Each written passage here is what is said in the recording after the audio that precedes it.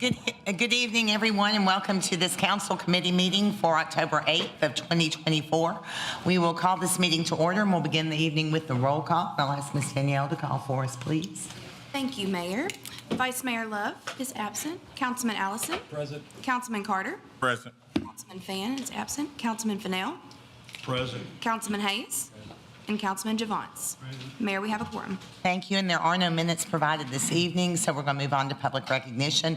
This is the only period of public recognition at this meeting tonight because it is a work session or a council committee meeting. There's a large crowd here, so I want to explain to everyone that everything that's going to be presented to the council tonight is their first exposure to it. So they're going to be learning about it just as you're going to be learning about it, and any action that would be taken by the council tonight would be simply to move it on to a council meeting. And depending on whether it's an ordinance or a resolution, it may go through one or two votes and maybe a public hearing.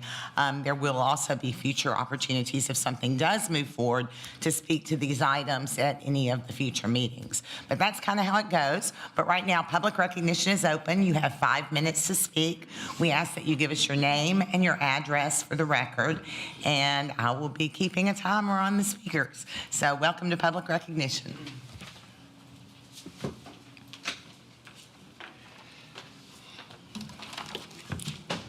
Charles Brinkley, 155 Alpha Drive here in Gallatin. I'd just like to make a public announcement, public service announcement. At the First Baptist Church on East Winchester Street, October 16th, there will be a candidate forum. The candidates in Sumner County, covering most of the municipalities. I know Gallatin, White House, Portland, and probably Guntersville. We got about 20 candidates. Will be at the First Baptist Church, 6 p.m., 6 to 8 p.m. on Monday. And I promise you, it'll be educational, it'll be informative. We can find out more about the candidates and what they stand for, the vision, the platform they're running on, and you can make a more concerted effort in your voting. We appreciate you coming out. It's free, it's to the public, and the host of the program, the host of the candidates forum will be Leon Intensive from Portland. He's Fine Arts and Communication Director at the Volunteer State Community College here in Gallatin. He's been down there over 30 years. He's very good.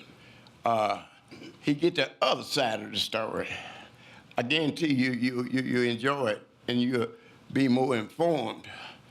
You meet the candidates, you see them. And we're gonna have it at church because they don't tell no lie at church. And I got another minute, Ms. Mayor. They say if you don't have anything else to do, on the 16th, come on over to First Baptist. And if you do have anything else to do, cancel it. That's where I put it, okay? And don't forget early voting will start Monday and run through Halloween, 14th through the 31st. Thank you very much. Thank you, Mr. Brinkley. Who else would like to speak under public recognition?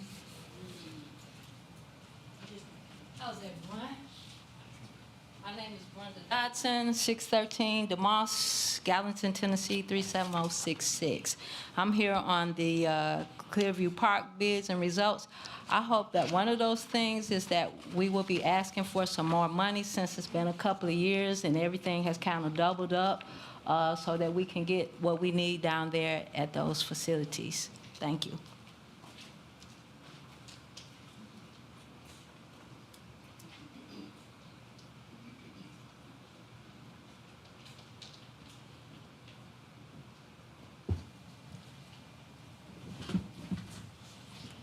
Hello, Andrea Corbett, 1029 Brighton Lane, Gallatin, Tennessee, 37066, of course.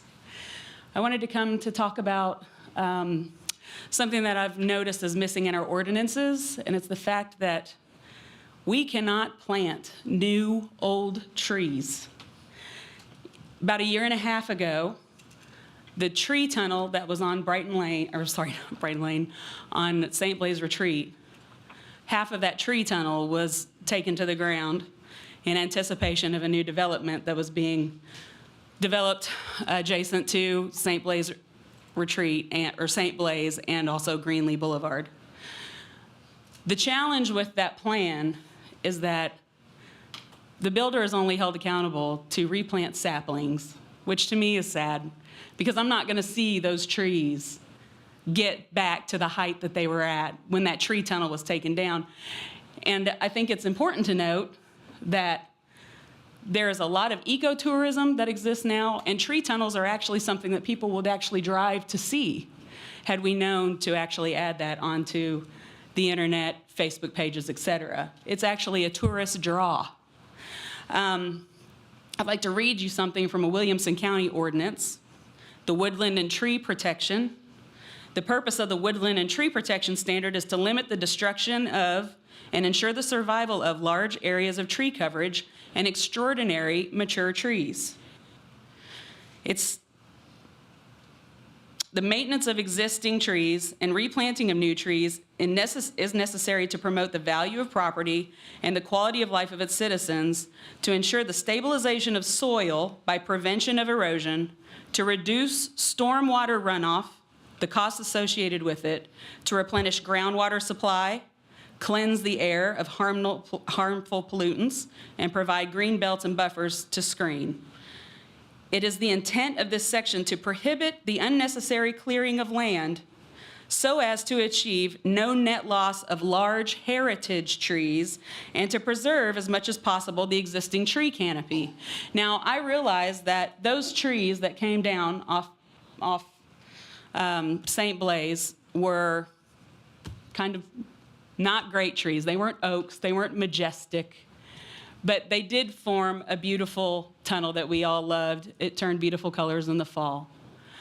The tree line that goes behind St. Blaise Retreat off Brighton Lane is actually not at ground level. Our houses are not at ground level. Our houses are in the canopy. And so we actually have the view of the canopy of trees.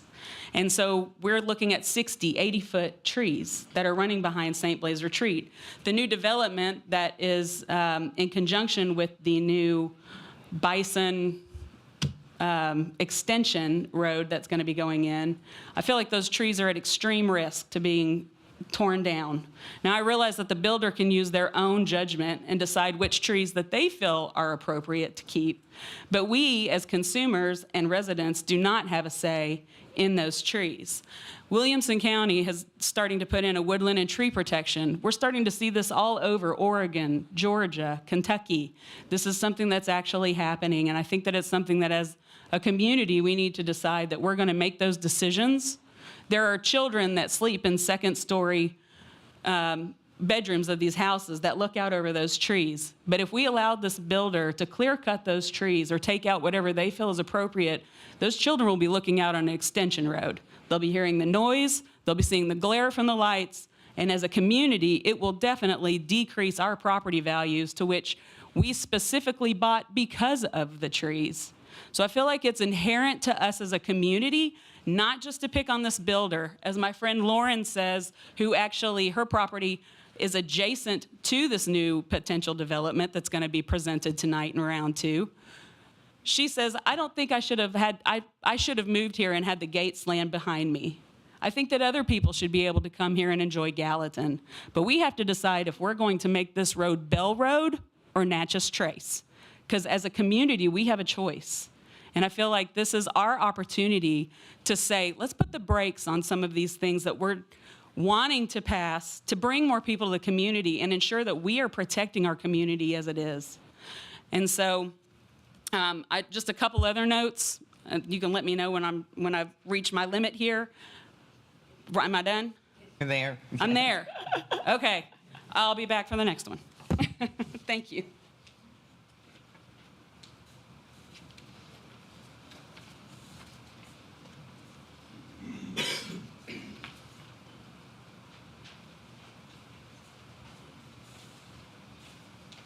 I have some papers. Can I pass for y'all to have?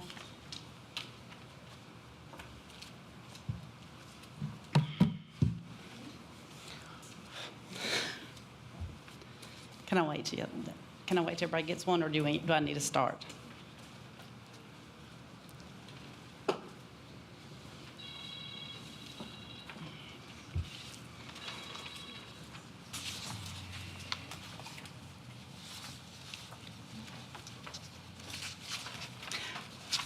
Hi, my name is Julie Poole. I live at 1049 North Sugar Tree Lane. I come here tonight to ask you to vote no on the rezoning of the Twin Pond subdivision, item 12 on tonight's agenda. The Long Hollow Pike area of Sumner County is known for its beautiful rolling hills and farmland. On February 28th of 2022, Plan Gallatin was approved and adopted by Gallatin Municipal Planning Commission. This thoughtful document was to impact Gallatin's growth by guiding the city wise decisions and compact growth rather than sprawling growth, as you can see on the maps that I've included. The proposed Twin Pond construction and its current density and location is not part of this Gallatin's vision. Keeping rural areas rural with low-density housing adheres to the plan Gallatin guidelines for compact growth to prevent the loss of 50% of agricultural land by 2045 and the traffic become 10 times worse. Keeping with Gallatin's 2022 preservation and prosperity, we would ask that you would rezone Twin Ponds to either RS 80, which is low-density residential requiring a minimum of 80,000 square foot lots and intended for single-family dwellings, or AR2A, which is agriculture requiring minimum lot size of 2 acres and intended for use that generally occurs in rural areas, including single-family, and not the R10 PDR, which is low, medium-density residential, only requiring 10,000 square foot lot and intended for families of single and two-family dwellings. The adjacent land use is not compatible with us here on Sugar Tree or on St. Blaise, nor does Twin Ponds preserve the character, the natural beauty, and resources leveraging the unique qualities. It may seem like this number of homes built in the middle of a farmland would bring added revenue to Gallatin, but in the long run, Gallatin will lose, as stated in the plan, Gallatin's long-range plan. I also have a few questions I know you can't answer, but for you to consider. Oh, lost my page.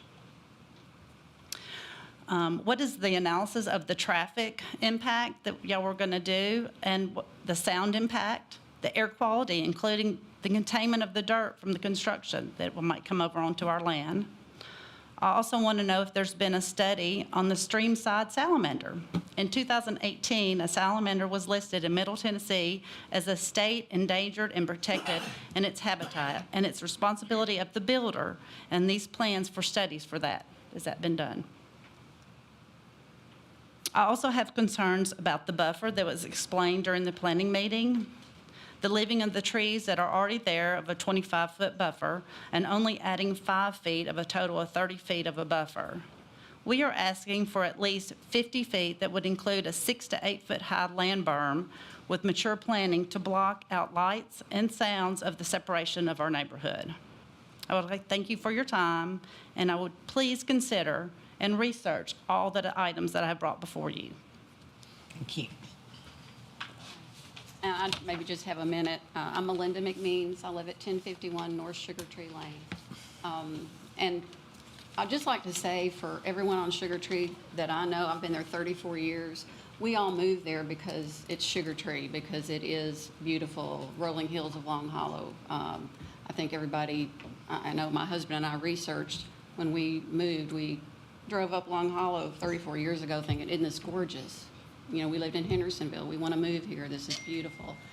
And so since we've been there, they've been, at first it was they wanted to put Sugar Tree as a through road to the high school. And we all fought that. We all went to meetings to keep that from happening. And it was our understanding that Big Station Camp would actually be more residential than it is, but I know things have changed. But I know at the last meeting, there was some mention of there is an easement on Sugar Tree that butts up to the Twin Pond subdivision proposal.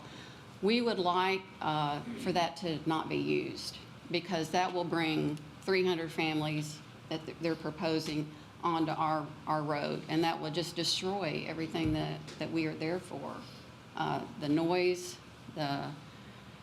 everything. It just would change everything for us. So we would ask that that not be allowed to happen, and that would be closed off. Thank you. Anyone else wishing to speak, now would be your opportunity.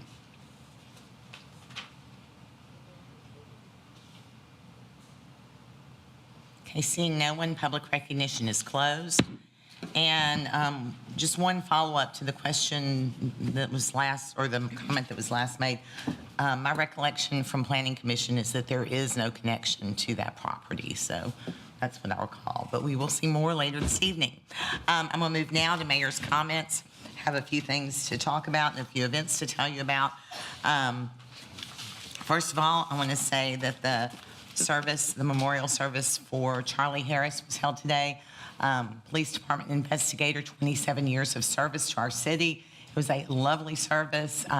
Chief Sarles, Captain Ballard, y'all did an amazing job. It was beautiful service. It was held at Northfield. They certainly contributed a lot to make it special too. And if you missed it, it was something special and well deserved by Mr. Harris, certainly. Also want to mention that I know that prayers and support for our neighbors in East Tennessee, the Carolinas, Georgia, Florida are appreciated following Helene. GPU does currently have 6 people in East Tennessee. Gallatin Fire Department has had several there. We were planning to send more back this week, but at this point, they have been told to stand by. I would also ask that you pray for Florida as they're about to get hit by Milton, and the predictions do not look good for that storm about to hit the Tampa area. This past weekend, Main Street Festival, my thanks, compliments, certainly to Gallatin Public Works, Gallatin Police, all of the agency, or all of the departments that supported the festival, and to Historic Downtown Gallatin. It was a fabulous event. The weather was gorgeous, maybe a little hot. I think the vendors were very happy, and I think everyone who attended really enjoyed it. And I think those are the things I need to mention, just a few events to make sure you're aware of. Coming up this Friday is the 10th Annual Fall Dessert Festival, Charter Senior Living of Gallatin. This Friday and Saturday is the Music City Stoll event. This has been looked forward to for quite some time. It stands for Short Takeoff and Landing, and they put on quite an event for this. It's not just watching planes from a distance, you're actually watching them very close up, and they have live music and food vendors and all kinds of exciting things surrounding that. On the 12th is the Black Cat Bash Vintage and Makers Market at the Farmers Market. There's also the weekly car cruise in happening at the Civic Center. On the 13th, Hocus Pocus will be at the theater in time for Halloween. Next Monday is Columbus Day. Most city offices will be closed. Your trash will be delayed by 1 day next week. Next week, also on the 17th, next Thursday, is the teeing off for Charlie Harris golf tournament. So if you would like to help support his family, you can either donate to help sponsor the tournament, or you can, sorry, my timer's about to go off, or you can sign up a team to play in that tournament. On the 18th is Mr. David Brown's birthday. On the 19th, hazardous waste collection event at Moss Wright Park. This is the place that once a year you can take those hazardous wastes that you can't put in the landfill or take to our recycling or to the resource authority, like batteries and the like. And that is from 8 a.m. until 1 p.m. That's in Goodlettsville, in case you don't know. And then on the 21st, Miss Rosemary Bates' birthday. And that is going to conclude the mayor's comments. Thankfully, my voice is not doing great. And We will move on to the regular agenda.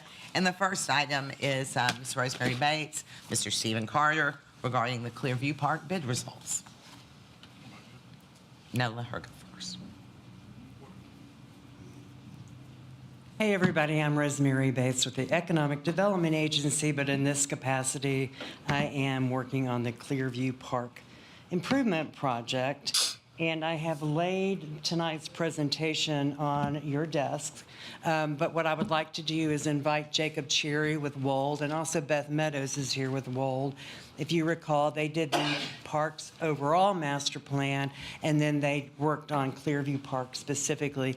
But he's going to share with you the results of the bid opening, which I will say, fortunately, we had 8 bids. We usually only have a couple of construction bids for these smaller projects. So it was good to have a variety of bidders and companies that have never bid on anything in Gallatin before. So he's going to go through the project, and then I think Councilman Carter may have a request for you or of you. Okay, do you want to go ahead, Councilman Carter, or do you want to wait till after the presentation? No, I'll go ahead now.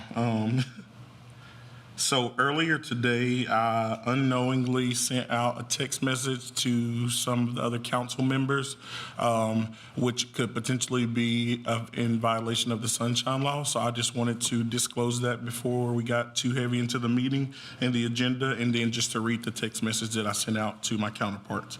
It says, "Hey there, just a heads up, we're going to need more money to complete phase 1 of the upgrades at Clearview Park. I'd greatly appreciate your support tonight to provide additional funds to complete this project." Thank you, Councilman Carter. You are given the floor.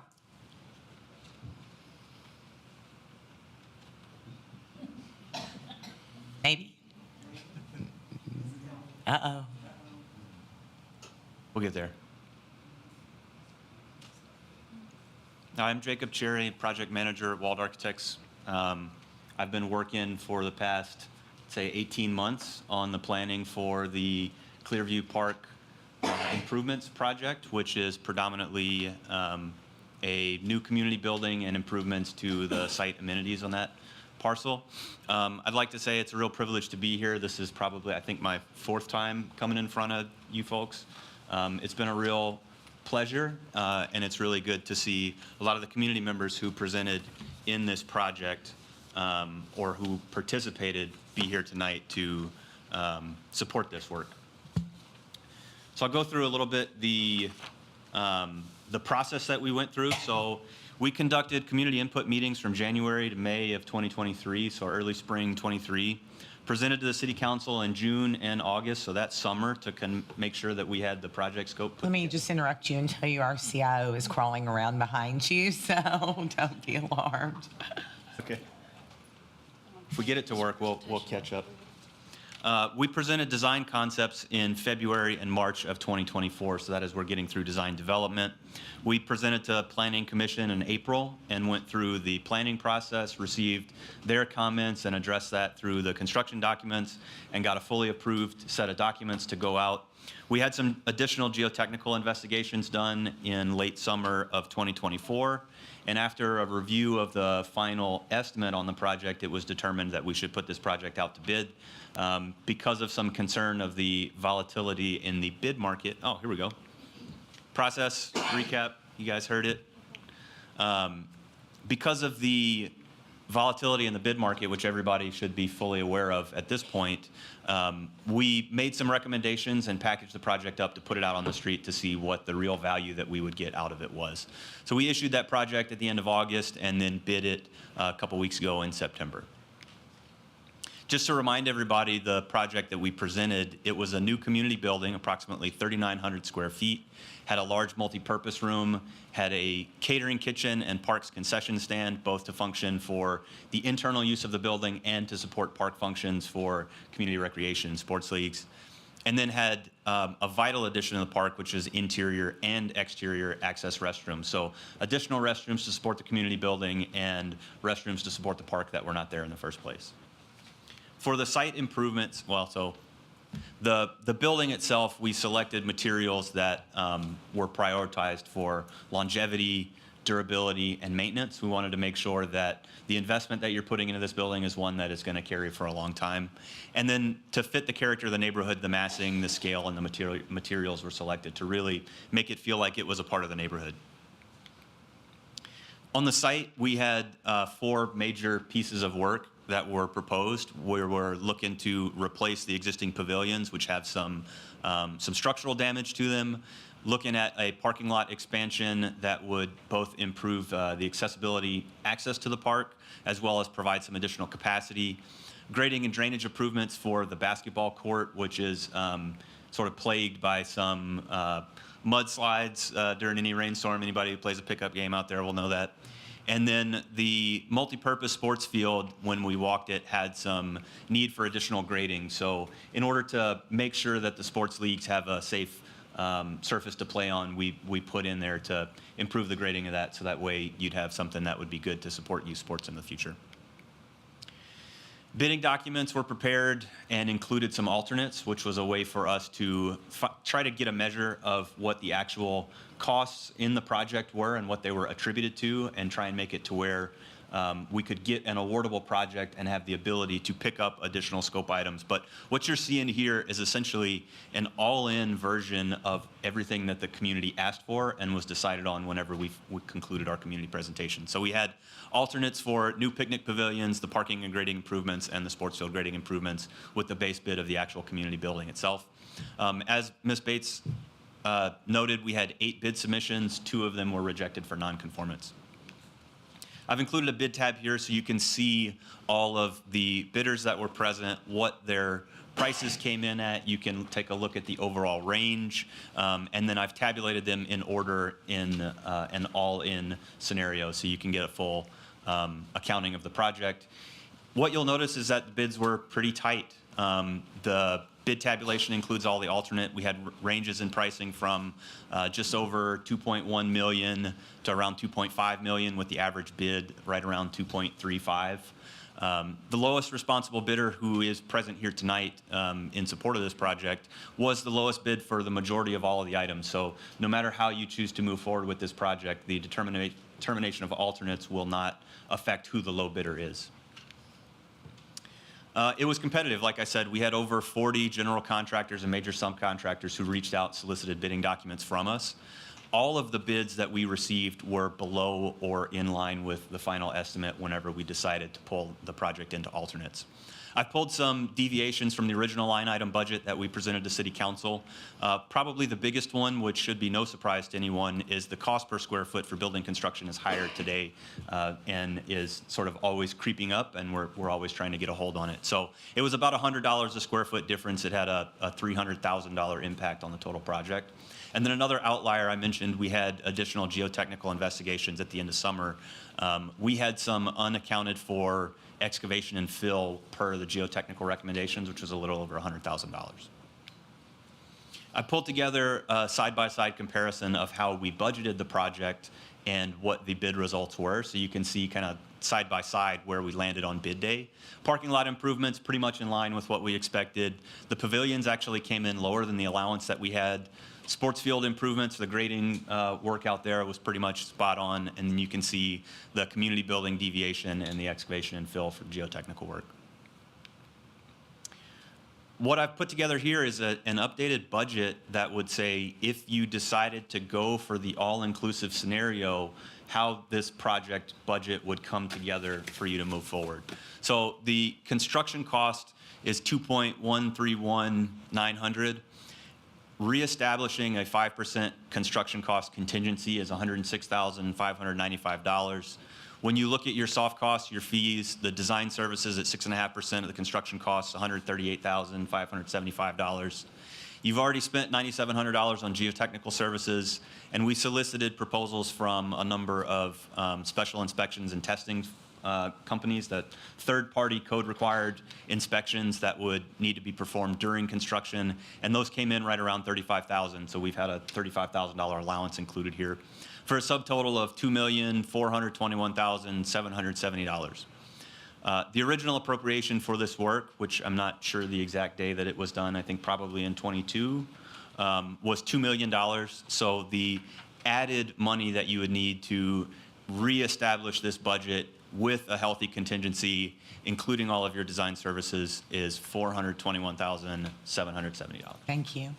And in us talking about it, I think there are opportunities where we could save money and things that we could put off for the time. But I think considering the inflationary climate that we have been in, that these numbers are actually very good. And I feel like if we put those things off, or if we try to do some of the things ourselves, we may wind up costing ourselves more money. And I feel like that this is a really good path forward to get done, get executed, and get open a new community center and park in the Clearview area. That is how I am feeling about it, but I would open the floor for any council questions or comments.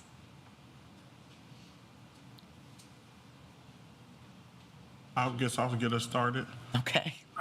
So now I'd like to go ahead and make the motion to appropriate $421,770 to get this project funded. Second. Motion by Councilman Carter to move forward with appropriating the additional $421,770, $770. which would come to you in the form of an ordinance next week, and seconded by Councilman Hayes. Conversation, discussion, questions, we may continue. Councilman Giovance, you're recognized. Thank you, Mayor. I understand your cost on the design services, but of what you told us on the presentation is that I think the building is going to be the same, nothing changed. Can you give us a break on that? Go back to the original bid you gave us? That would save us some money. Certainly, we don't want to burn any bridges over an increase in our design services fee. That is what is in our contract, so whenever we're going through and putting together a budget, I think it's fair for us to show you what the full breakdown is. No, I understand that, but the design is the same. Our cost is going to go up because of inflation and material, but Well, that also includes their oversight of the construction work too. And that $138,000 includes what we already paid them, which was around $26,000 for the community meetings. So it brings it down to $112,000 versus $92,000, I believe, is what they presented before we went out to bid. So it's a difference of about $21,000 in the 6.5% construction. And you will have work ongoing, and I do think that we need to recognize that, or I want to recognize that I feel like Wald has really gone above and beyond to make sure that we had a feasible path forward in case things came back really, really high and we had to make some hard decisions. And so you guys thought about that, you mapped that out, you've kind of held our hand through this whole process, and I'm grateful for that. Yeah, I'm not dismissing what you're saying, Councilman Giovance. I just wanted to make sure that everyone understood that the 138, et cetera, included work that they did before they started work on the construction drawings and everything. hey, you can ask. Yeah. You know?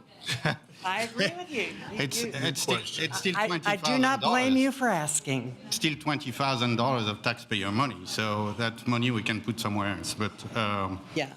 And they were the ones who were very assertive and aggressive about getting us 8 bidders, and the low bidder is someone who's never, as in my 20 years here, has ever bid on a city project. So now we have a whole nother set of potential bidders for future construction projects that we would not have had without their assertive and aggressive attempt to get people to bid. and I agree with Mayor Brown. We need to do it now because that's going to cost more. I'm still not happy that's going to be money. We're going to put, more money, same that the range we needed. But at one point, we need to figure a way to get something a little more accurate on the front, so we don't have to go through that process all the time. But again, I appreciate the work we're doing, and I still can ask. Low bid is $120,000 lower than the next lowest. I don't know if it'd be too much for me to ask, but if we did credit that fee back, that you apply it to that park. Yeah, It'd absolutely. be lovely. Absolutely. Good job. Other questions, other comments? Okay. We have a motion and a second. Move forward the. Have to go back to. Up there. Oh, no, it wasn't. $421,770. Thank you. All in favor, please say aye. Aye. Opposed, say no. It does move forward unanimously. Item number 2 is Ms. Bates again with Project Phoenix update. Ms. Bates, welcome to the podium.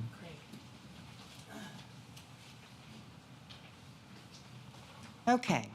Again, Rosemary Bates, EDA, here for Project Phoenix. If you recall, the MOU has several memorandum of understanding, I apologize for using lingo, has several benchmarks or milestones in this project, at least 2 of which have already passed. One was the property survey and the other was the approval of the pursuit budget. The property survey did not require city council approval. It explicitly said the company, the IDB, and the mayor of the city. We are now at the benchmark, which is the inspection period, and that was expected to take 6 months. In that due diligence phase, there were items that Boyle, the potential developer or the developer, had to work on, and then there were some items of due diligence that the city has to work on. One of those items for due diligence with the city is a space needs assessment for City Hall, whether City Hall stays in place and is renovated or is built anew. Most of the work on that assessment is compiled. What we have not had time to do is have that particular company, Studio 8, meet with the mayor to assure that it reflects what is best for the city, what the vision was, and then determine the minimum amount of square feet a new city hall might require if a new one were built. On the other side of it, Boyle has some due diligence items that they've been pursuing, and we've had some meetings about that. So where we are tonight is we are asking both the city and Boyle for a 30-day extension of the deadline for the inspection period. We are not asking for an extension of the overall deadline. So the next deadline, which at the inspection period and the naming or conversation about what type of hotel would be interested in the site. Those are the 2 extensions. We're not asking for an extension on the design period or the end goal date. So instead of that being 11 months from today, it would be 10 months from today. And at this point, I am happy to answer questions. Adam Ballish and John Harlan with Boyle are here if you would like to hear from them. But that is where we are today. And it would require a Questions resolution. for the folks from Boyle, or do you just want to grant the extension? What's the will of this body? Motion to extend, 30-day extension. I'll second that. Motion by Councilman Allison, second by Councilman Fennell. Question, Councilman Giovanni, you recognize. Mayor, I'm going to vote no on that because the contract was made from the front.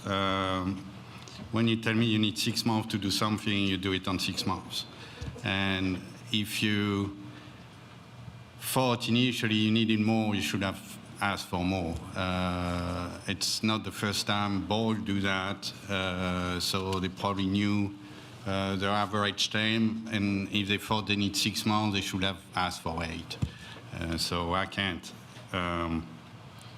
Well, at this point, the request is more on behalf of the city than it is Boyle. They are, for the most part, caught up with a few minor things, but there's some work they cannot finish until they know what our square footage requirement for a new city hall would be, or if we're going to stay in this building. That has major impact on their Due diligence their consideration. due diligence and their pursuit of the project. So I wouldn't blame Boyle.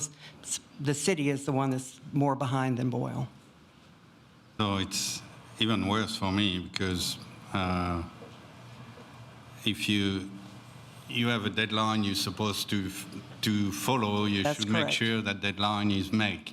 I even agree if with it's you. a- Love that. There are many moving pieces, Yes. and not everyone can be perfect all the time. There's I know, I'm COVID, not there's perfect, but- emergencies, there are other things that have come up that are nobody's fault, and it's not because everybody sat around twiddling their thumbs saying, oh, I can wait till the last minute and just get an extension. There have been many, many meetings to progress this project. So I think your portrayal of it is not fair to the people involved. But I do understand what you're saying. I Our hear your department heads have concern. been very responsive to the request, and the company that we're using has been very responsive. It Yeah. has just been not a perfect timing scenario. Yeah. Yeah. Anyone else with any comments, questions?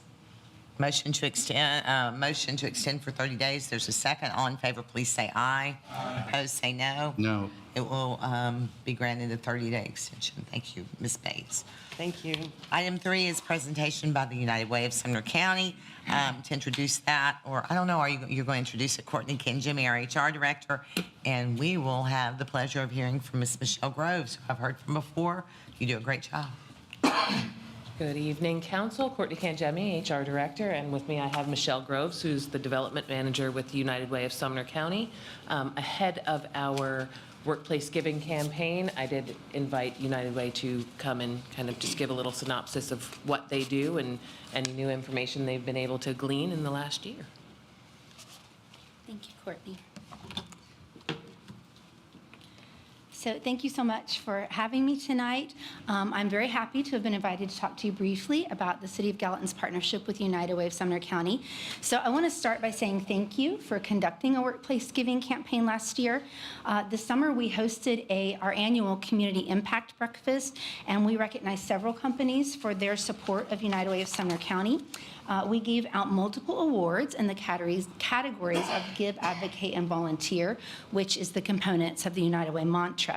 The awards for Give took into consideration corporate donations and sponsorship, as well as employee donations through workplace giving. And I'm happy to share with you that the City of Gallatin was honored with an award for the most raised in government for the donations collected through workplace giving. So that is commendable. We appreciate that support.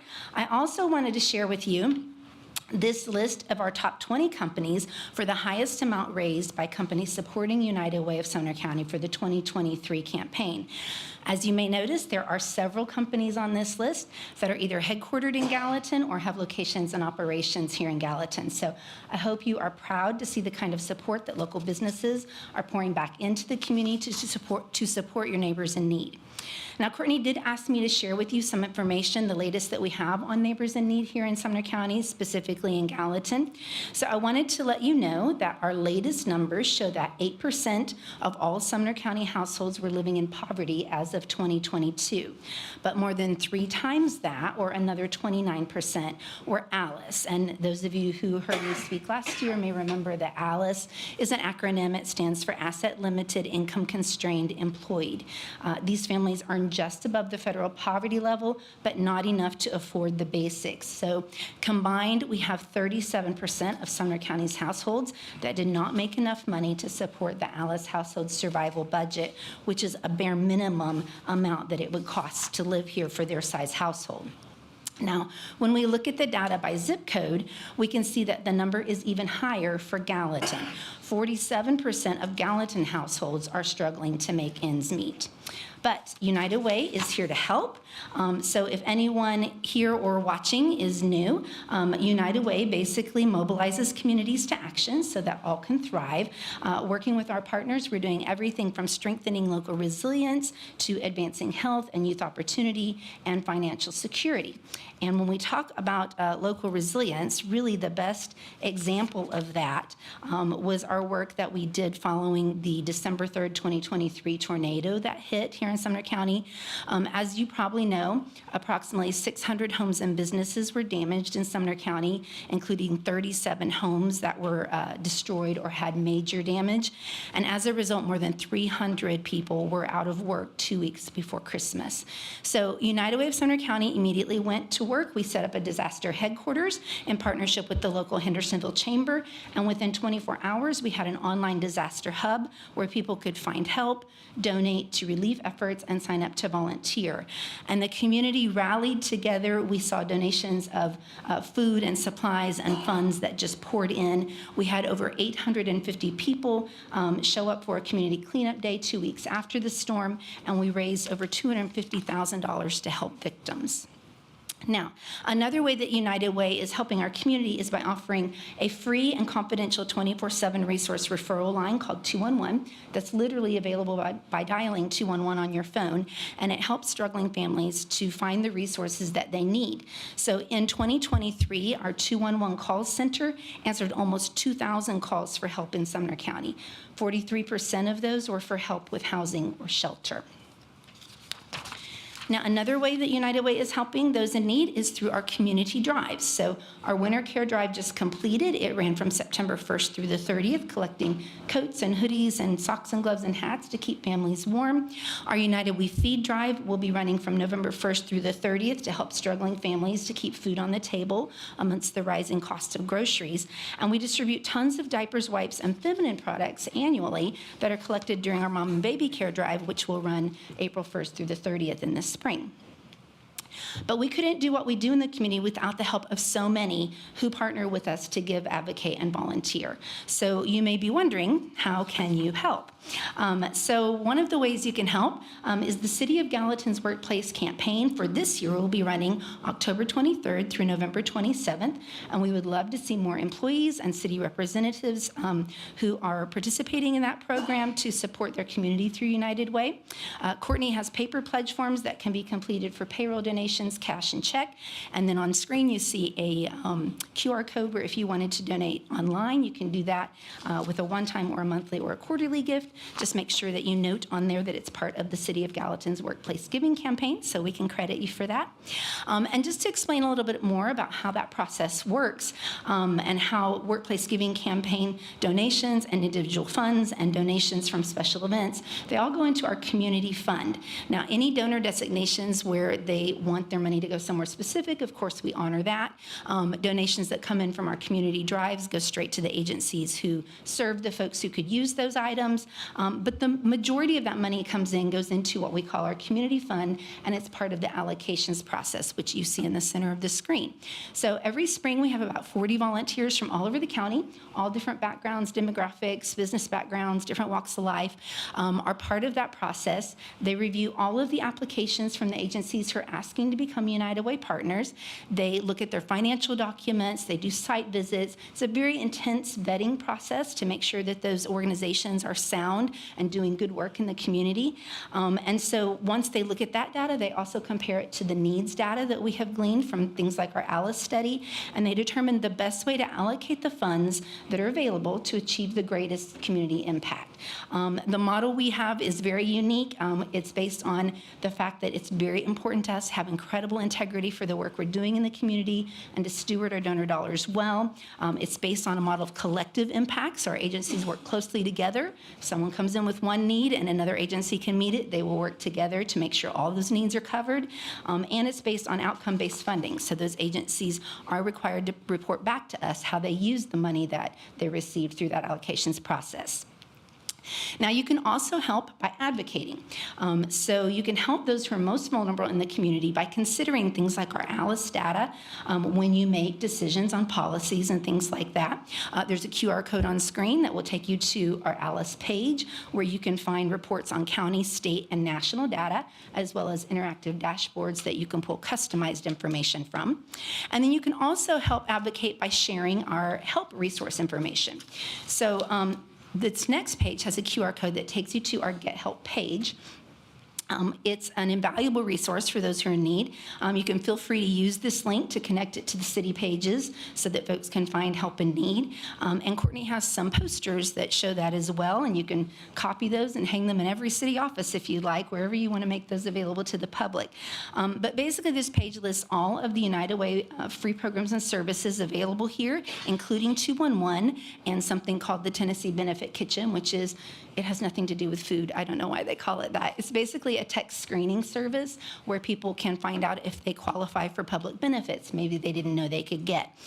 There's also a listing of all 37 of our partner agencies and programs that we're working with, lists all the services they provide and their contact information.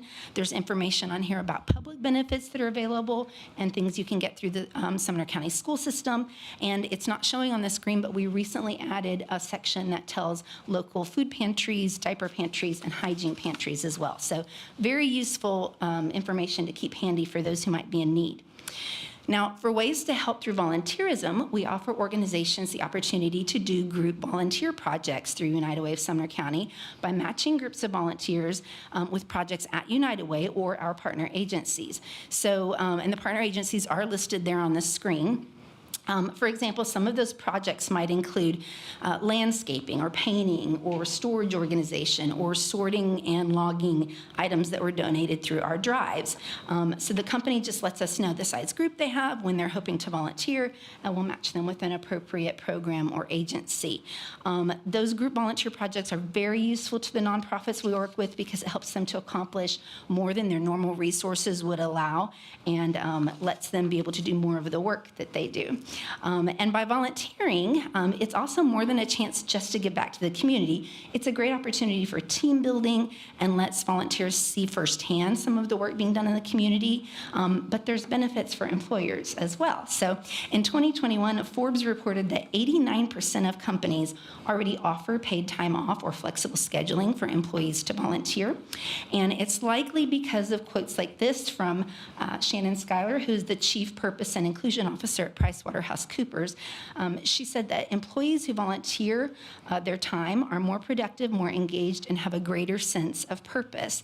And her company's 2021 Employee Engagement Report said that companies with highly engaged employees outperformed their competition by 147%. So volunteering is not only good for the community, but it's actually good for business. So I want to close with this last slide that talks about how giving, just to give you an idea of how support from local businesses, churches, government, individuals is really making an impact in our community.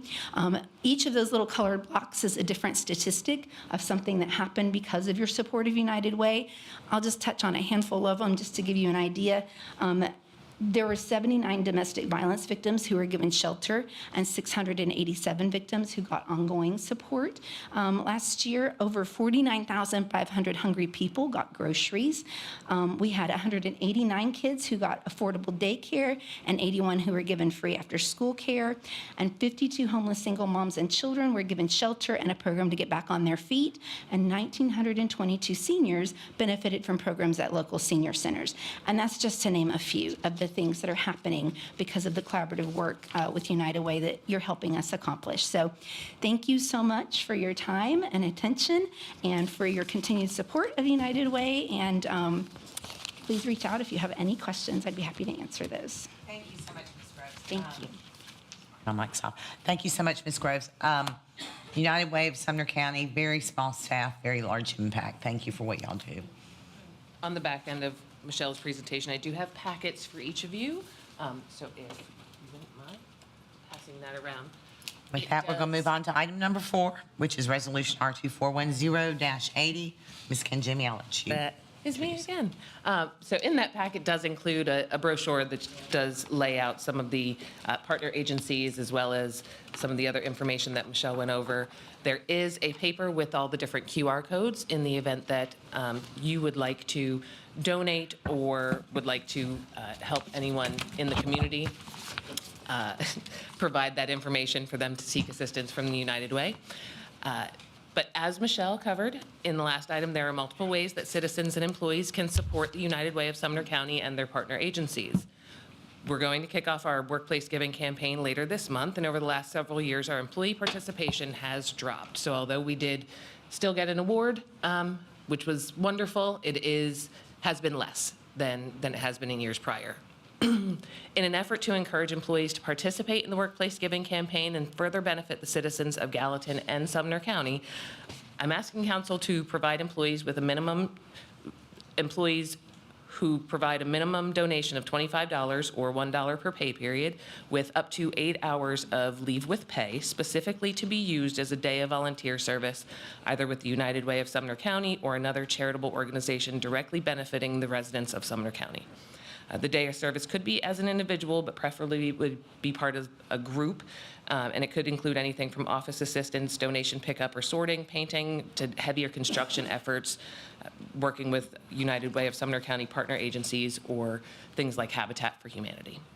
The day of service would need to be planned between December 1st, 2024 and December 31st, 2025, and would be contingent upon the employee's department head approving the time away from the office. That's kind of the summary of the resolution that is up for consideration at the moment. You guys, thoughts? I love this idea. I can definitely get behind this and support this for our community.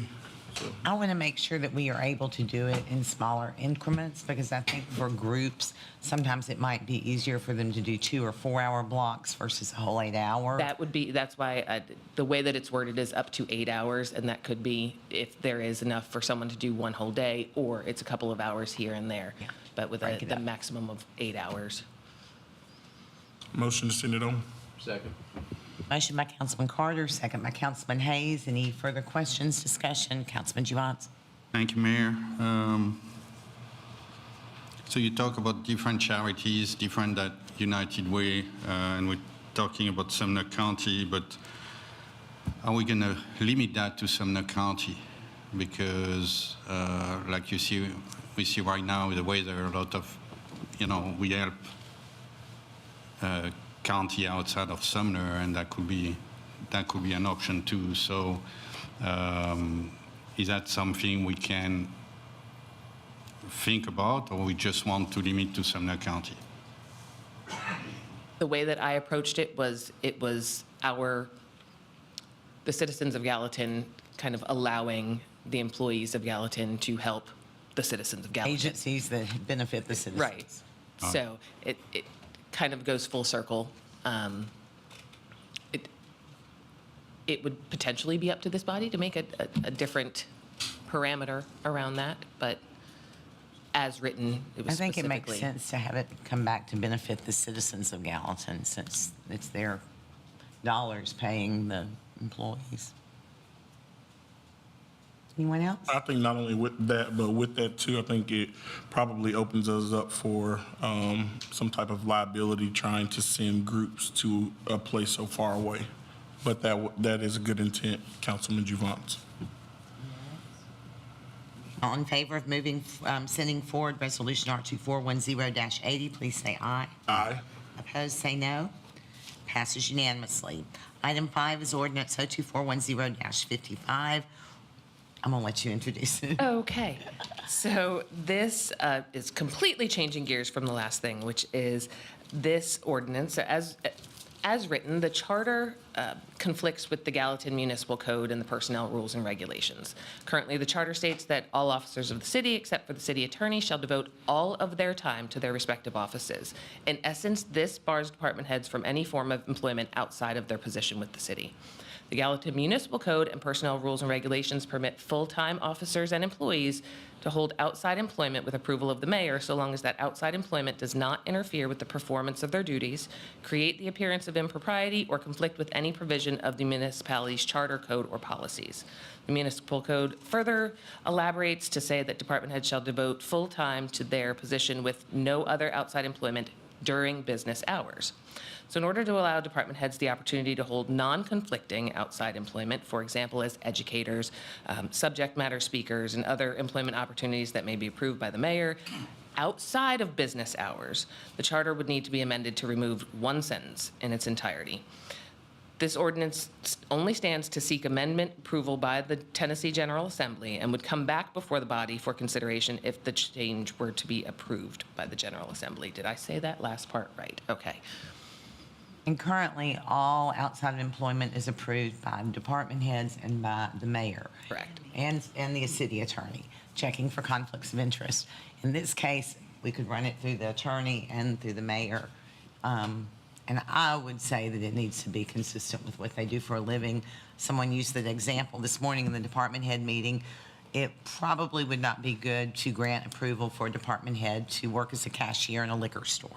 So, but to teach a class at Vol State or to be a speaker at a conference, that kind of thing, yes.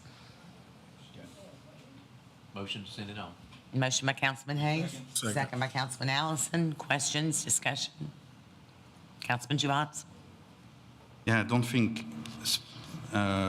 getting to a speaking appearance is considered as an employment. But why don't we go? I think we see them on Monday, we see them on Tuesday. They have plenty of things to do. I don't see why they would be trying to do something outside of the city. And why don't we clean up the other way? We clean up and keep what it is. They should dedicate 100% of the time to the city and clean up the policies so we don't have to go to the hill back there to change the charters and keep applying what's in the charters. Thank you. Anyone else?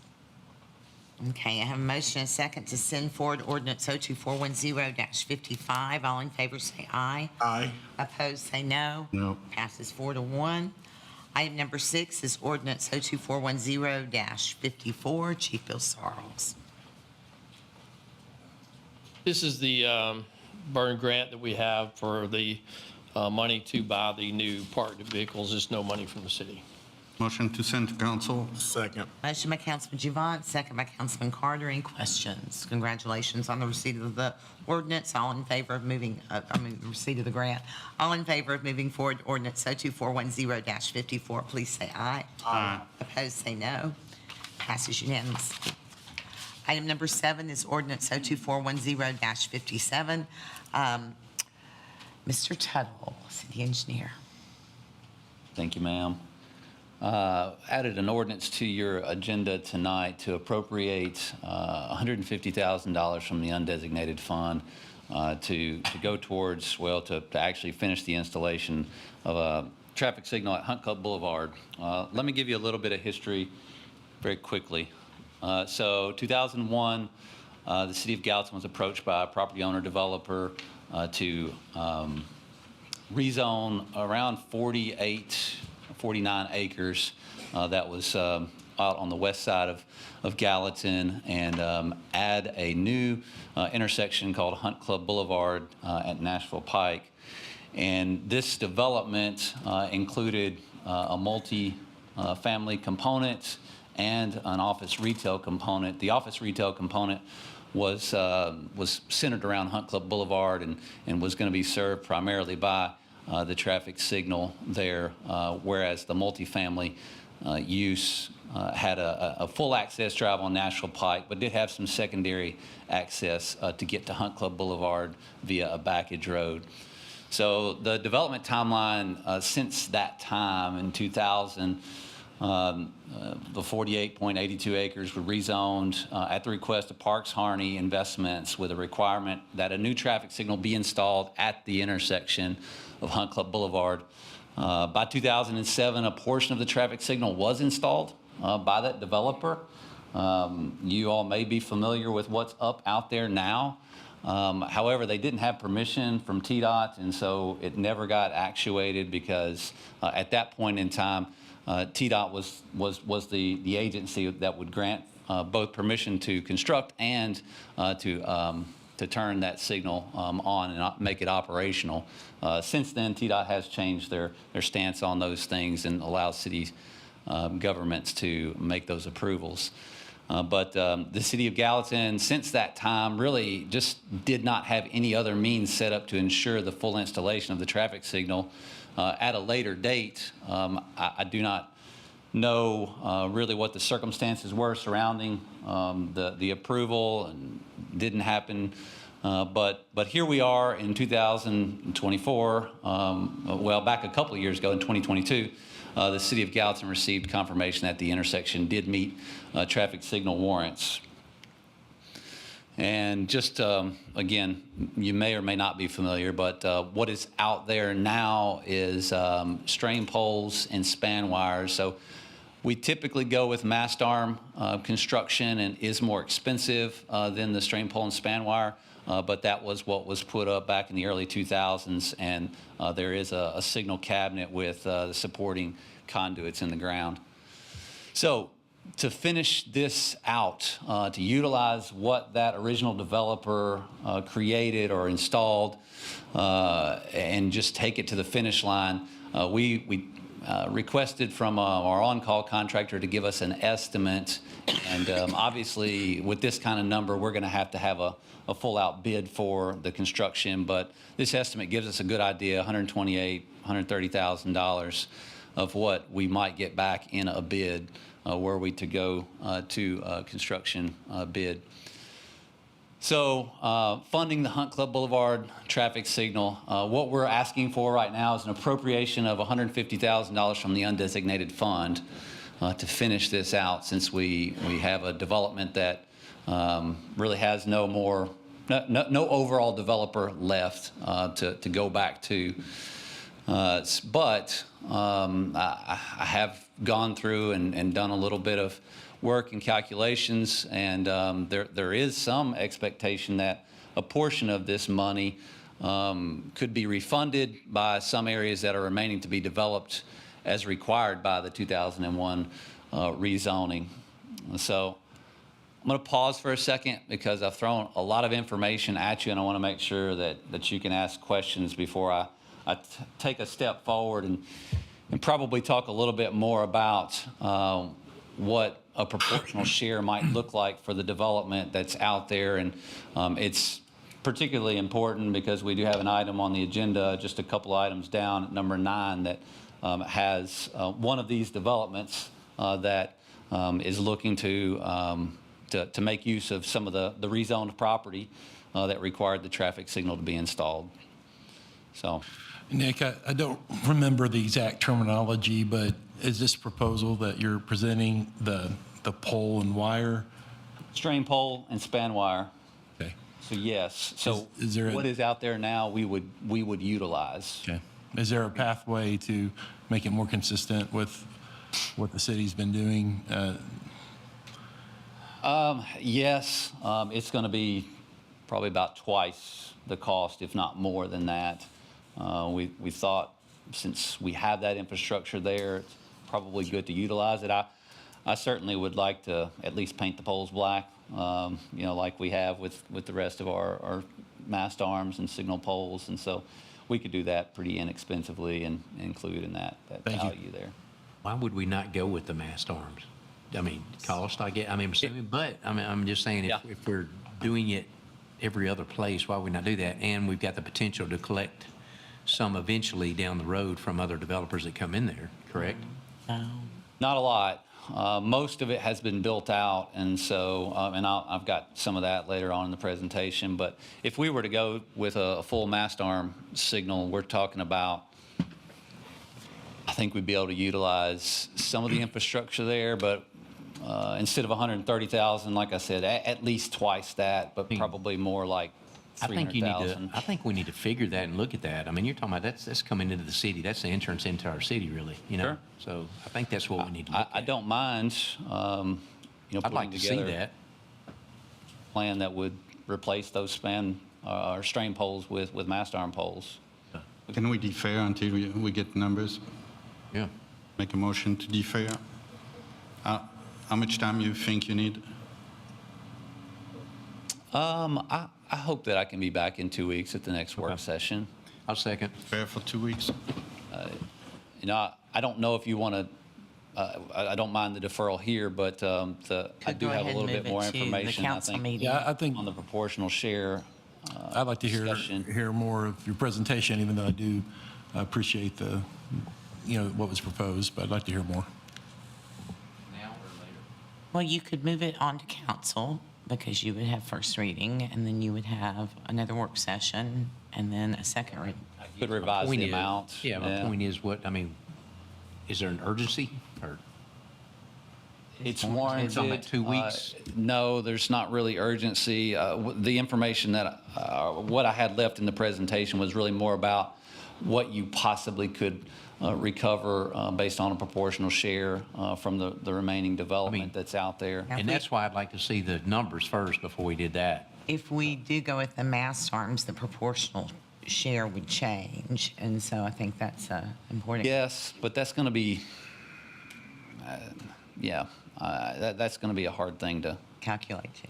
to deal with because I don't know if that's really fair to the rest, to the remaining developers. We do have a couple of different properties, but. So I'm off track. Do you want him to take it to There's the a next motion work and a second. session, or do you want to move it forward to council? No, work session.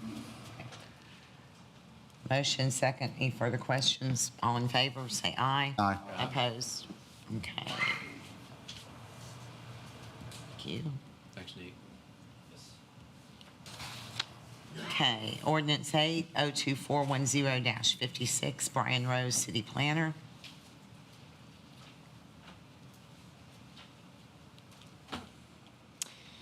Good evening, Mayor and council members. This item is to update the planning department fee schedule. We receive fees for development applications, and those fees have not been updated since 2017. And so we're looking to update those fees at this time. The last time this was updated, it actually pulled the fees out of the zoning ordinance and put it into the municipal code. So at this time, the amendment would be to amend the municipal code. That requires an ordinance and 2 readings. So the proposal is to update those fees through this ordinance process.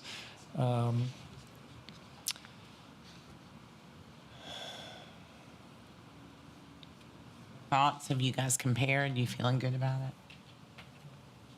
I appreciate the effort on behalf, on that you've made, Mr. Rose. Sure. And Motion to send to council. Motion by Councilman Javance. Second. Second by Councilman Hayes. Any further questions, discussion? All in favor of moving forward ordinance 02410-56, please say aye. Come on now, y'all. What? Is that an aye? That was discussion. Okay. Paul's on the vote, and he wants to say something. Yeah, you never opened for discussion, so. Oh, I didn't see anyone. I'm sorry. That's okay. Thanks for bringing that. And I think people need to understand what that means, because people who don't follow what's happening don't realize how low your fees were before compared to the work you're doing. So if we look at what we had tonight on the agenda, just the Longolo Park development, I made a quick calculation. Before, they would have paid $1,500 fee max, whatever the work you were doing, and now they would have to pay around $4,000. So thanks for doing that, and at least we're going to make some money on your work. Appreciate it. And the point of this is not to necessarily make money, but to recover costs that the city incurs in the review process. You know, the wages and things have increased, costs have increased overall in different areas of the city, but that's really the point, is to make sure that, and that we're more in line with what other cities are doing around us too. Mr. Rose. All in favor of moving forward ordinance 02410-56, please say aye. Aye. Opposed, say no. Passes unanimously. Item 9 is ordinance 02410-59. Mr. Rose, you're recognized again. Madam Mayor and council members. Will you take over? Next one here. So this is an ordinance of the city of Gallatin to, I apologize.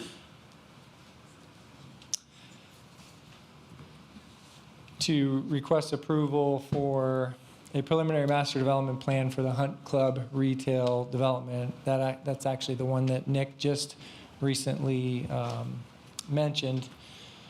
This is containing two 12,600 square foot multi-tenant commercial buildings on a 6.77 plus or minus acre parcel. It's located south of Nashville Pike and west of Hunt Club Boulevard. And you can see that on the picture here. Hunt Club is here, Nashville Pike is here. This yellow area is the proposed development. Planning Commission reviewed this request. The big topic of discussion was that the applicant had contested the determination of the amount of the fair share towards the installation of the traffic signal. Ultimately, the Planning Commission voted to accept and recommend the number that the applicant had provided. This number was $24,200. Engineering had been proposing that the developer be responsible for $70,583.88. And that was according to the proportionate share calculations that he had done regarding the overall $350,000 amount. That's information that he didn't quite get into with the information that was left in his presentation, but ultimately that's what the Planning Commission had approved as part of their condition. They also approved a conditional use permit to allow the use of convenience sales and service in the MU district for hair salons, nail salons, and dry cleaning uses. The architectural elevations will meet the 70% brick or stone requirement on the facades. Parking for the multi-tenant retail development will be accommodated through the use of surface parking spaces. All parking will be further evaluated at the FMDP submittal stage for each section of the development. And that's because we don't know the uses that will go into those particular spaces yet. And so each particular use has a different parking requirement. And so some adjustments may have to be made down the line when they get to that stage. With that, Planning Department recommends approval of the ordinance 02410-59 with the conditions. And of course, you all have the opportunity to further discuss the traffic signal fair share if you wish. Any questions? I would like to make a motion to defer to the next work session until we look at this share. We have all the numbers so we can decide what to do.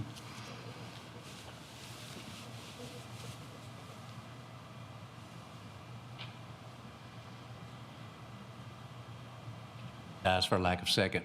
Any other discussion? Motion? Motion sent on to council. Have a motion. Is there a second? Second. Motion second. Any further discussion?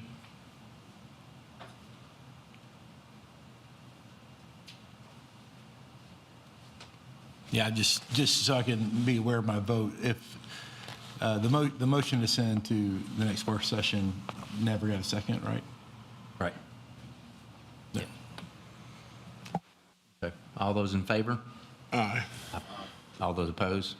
No. 1, 2, 3, 4 to 1. Motion carries. Thank you, Brian.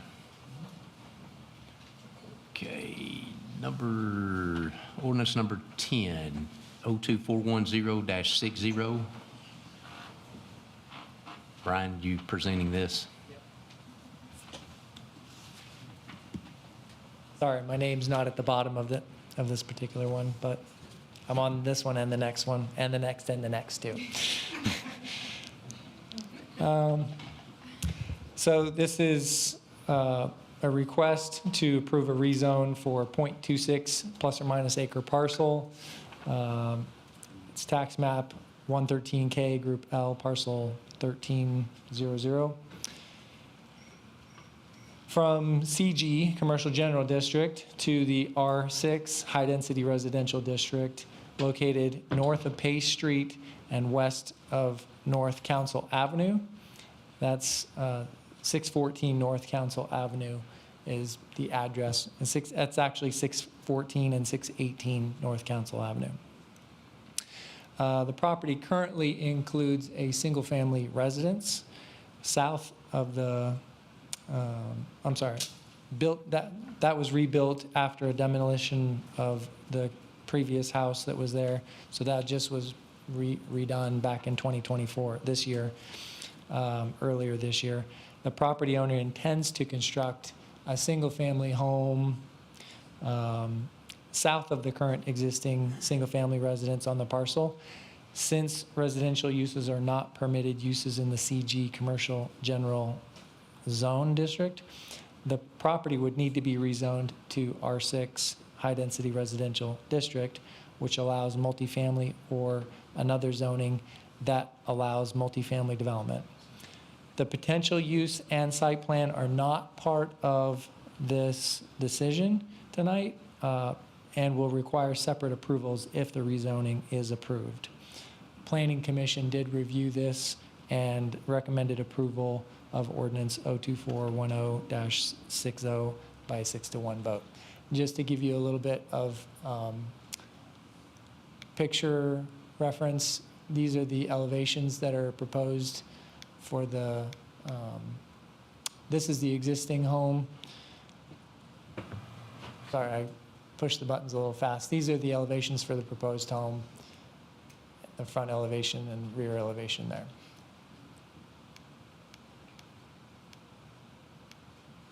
That's it. Motion to send to council. Motion by Councilman Giovanni, second by Councilman Allison. Any questions, any discussion? Okay, all in favor of moving forward, ordinance 02410-60, say aye. Aye. Opposed, say no. Passes unanimously. Item 11 is ordinance 02410-61. Mr. Rose again, and I'm sorry I'm not reading the whole thing. That's all right. I understand. I know you lost your voice.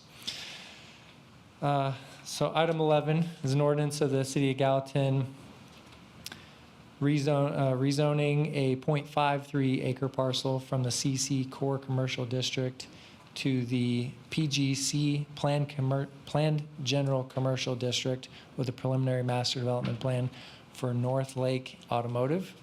It's located north of West Main Street and east of West Broadway, authorizing the revision be indicated on the official zoning atlas.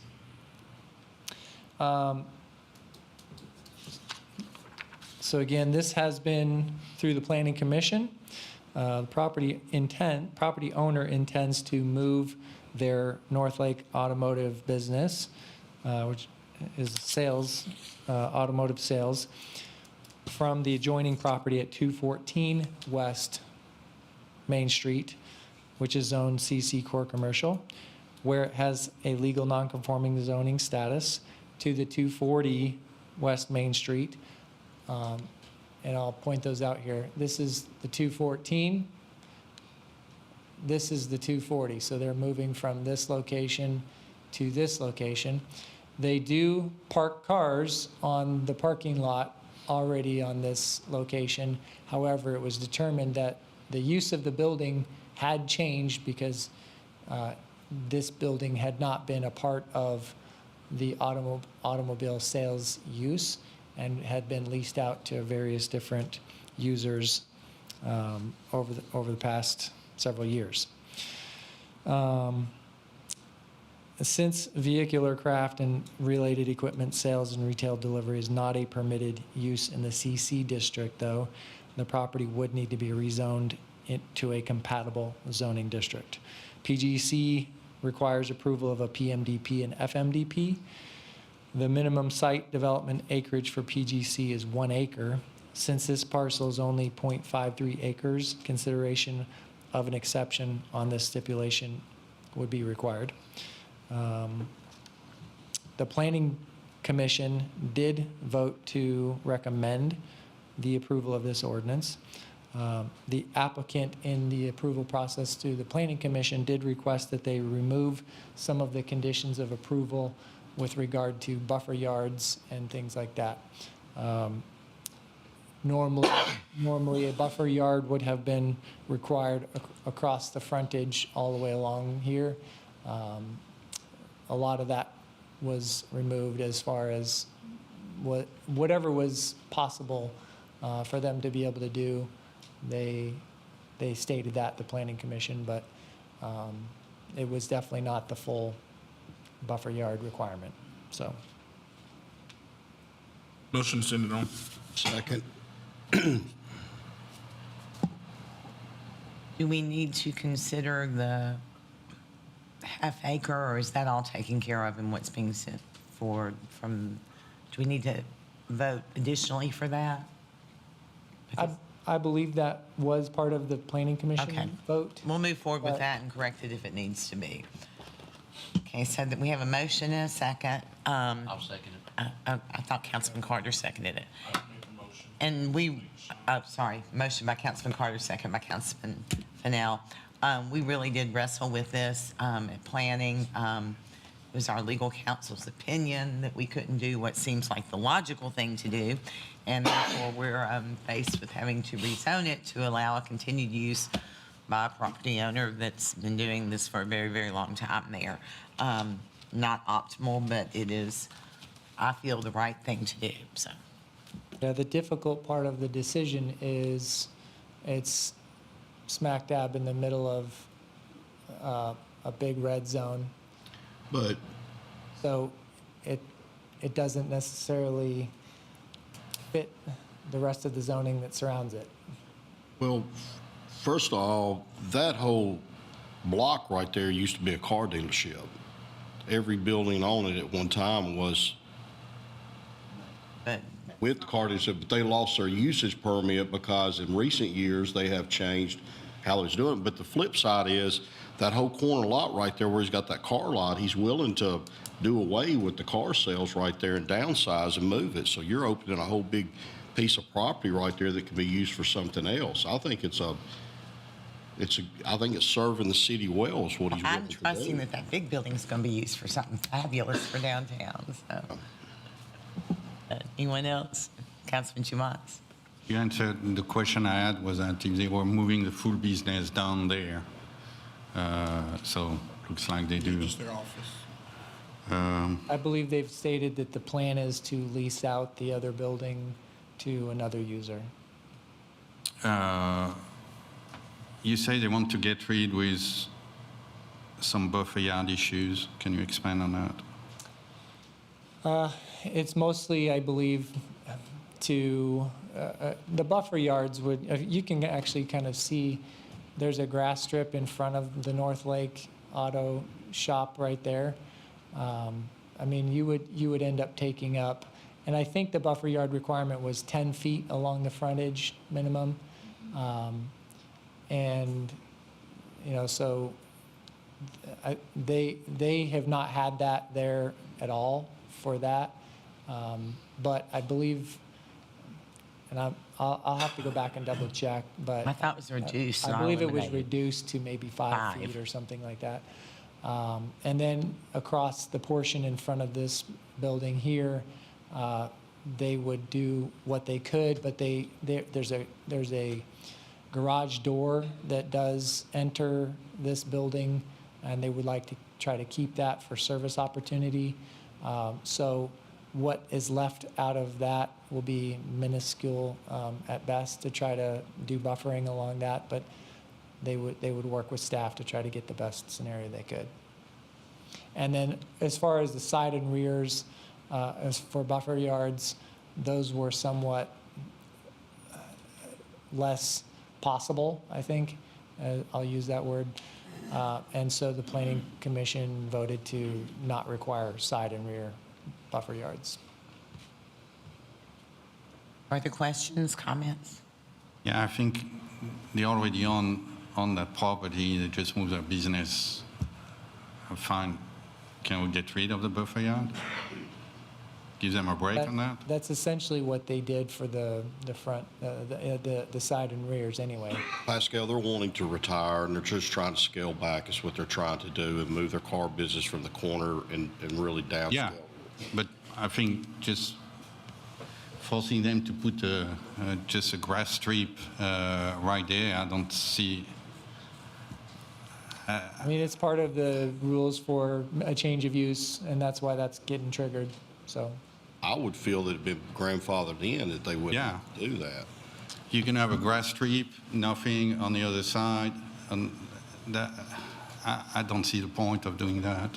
We work with them and they work with us, so everybody made compromises. They got what they needed. The city is getting what we need, so everything was good at Planning Commission.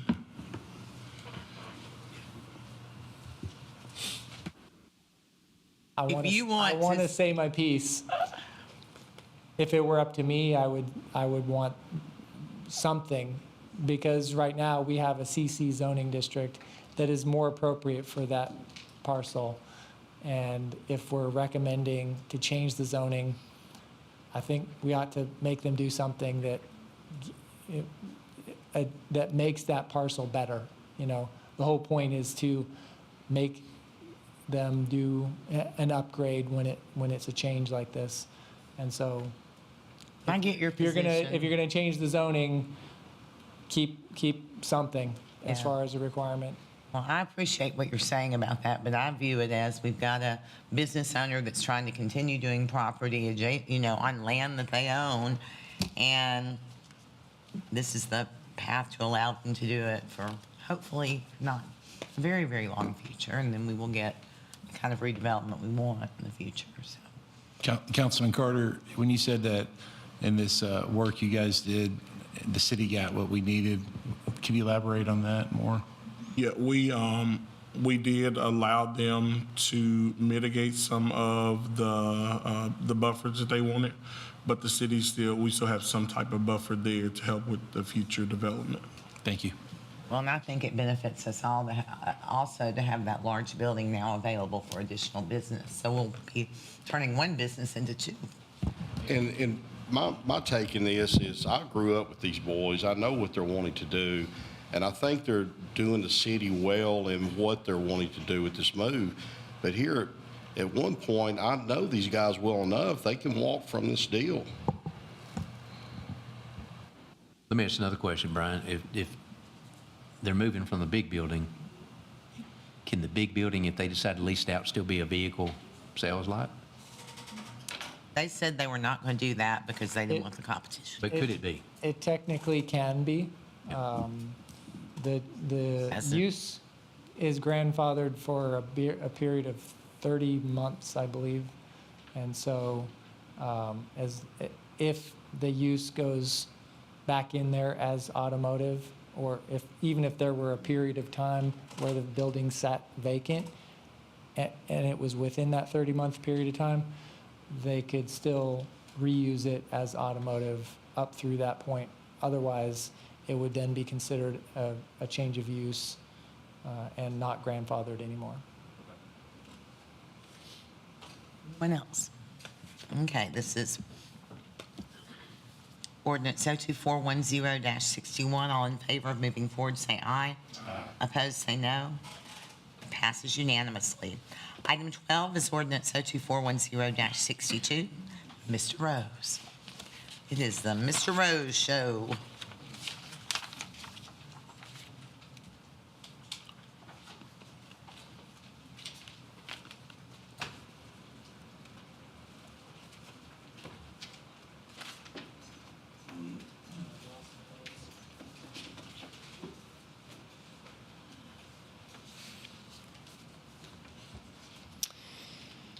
All right. Item 12 is Twin Ponds. The owner and applicant request approval to rezone 131.64 plus or minus acres from the agricultural residential district to the R10 PRD medium density planned residential development district with a preliminary master development plan for Twin Ponds subdivision containing 297 single-family detached residential lots. located south of Long Hollow Pike and west of St. Blaise Road. Single-family detached dwelling units are permitted in the R10 PRD zone district.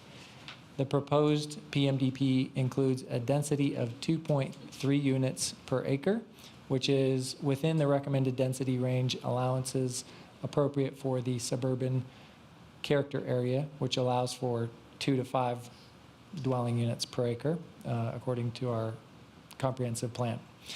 All lots will be a minimum of 7,500 square feet and 53 feet wide.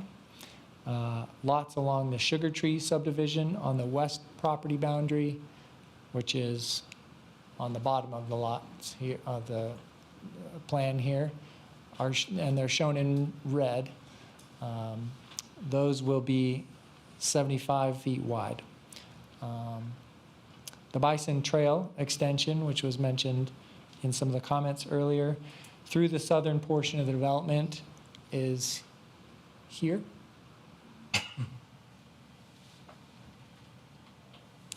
And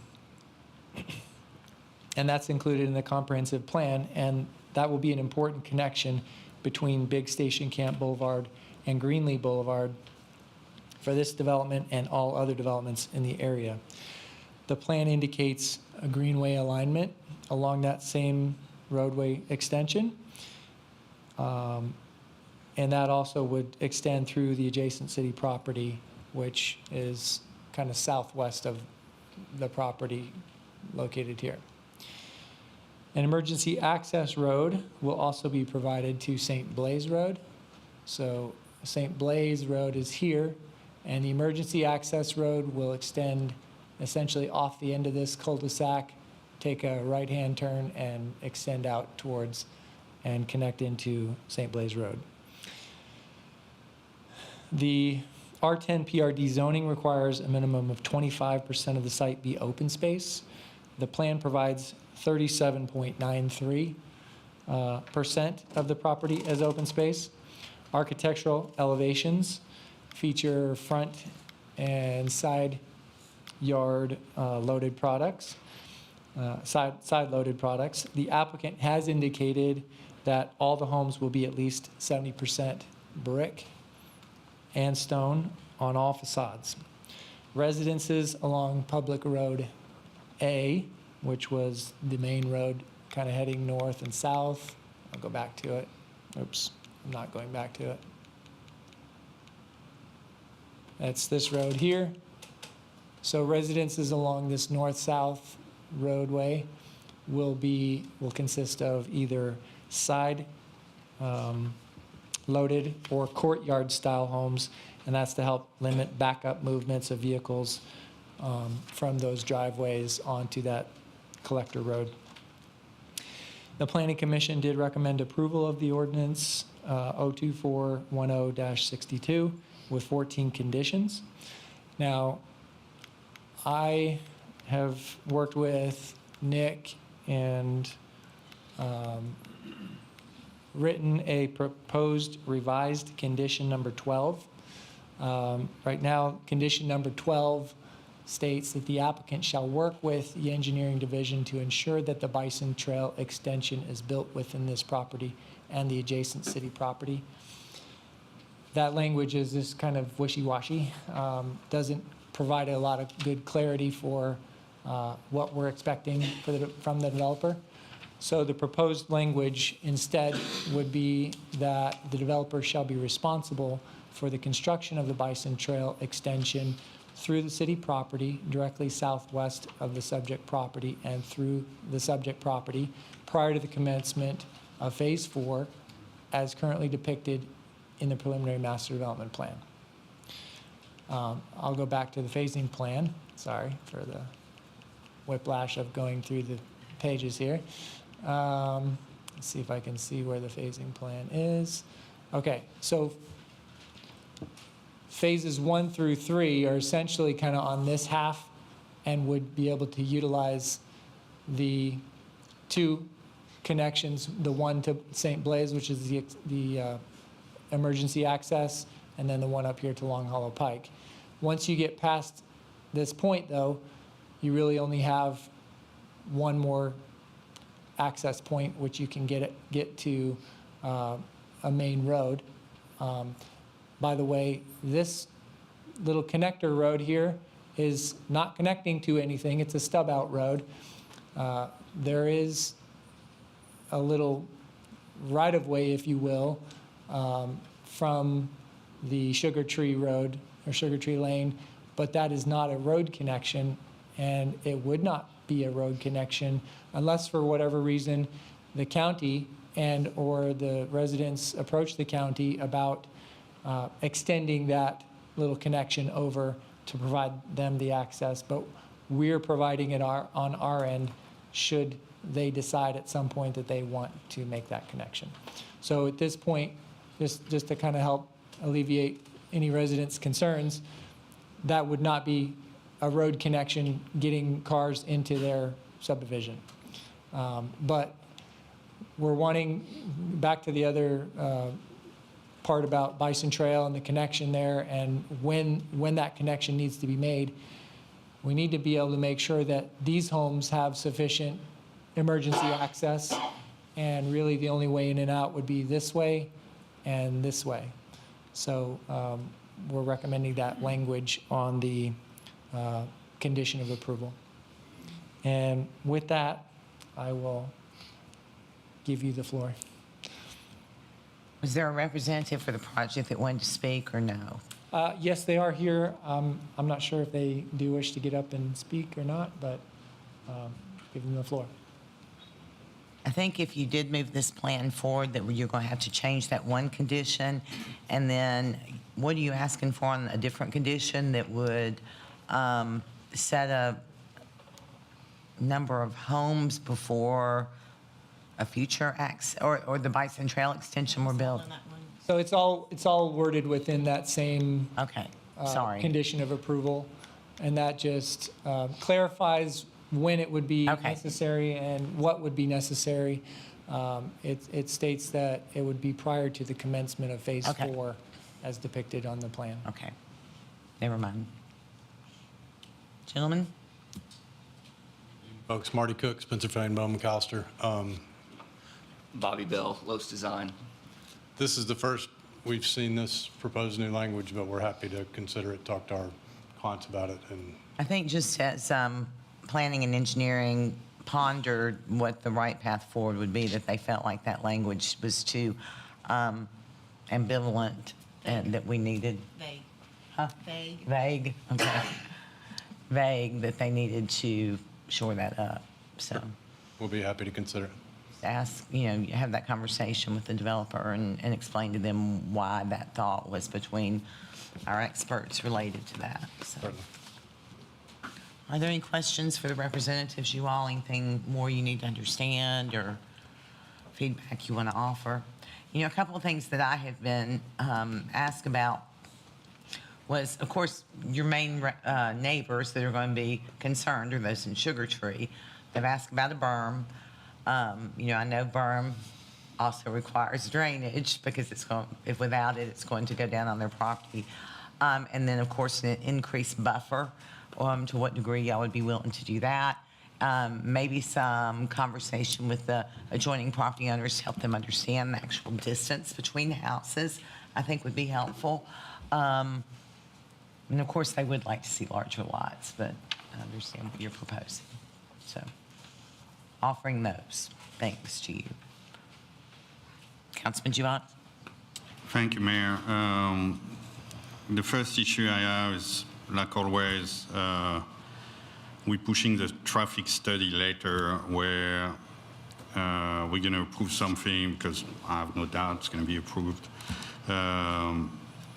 without doing a traffic study. And I live on Longolo Park, and I saw Longolo Park changing these couple of years where even leaving my driveway a couple of years ago, I was just turning it, no problem. Now, depending on the time of the day, I sit there sometime for 5+ minutes going there. So a lot of people now use Longolo Park as a pass-through instead of going on Vietnam Vet because of the traffic lining up on Vietnam Vet over station camp back there, all the way to there. So I would like to see a traffic study.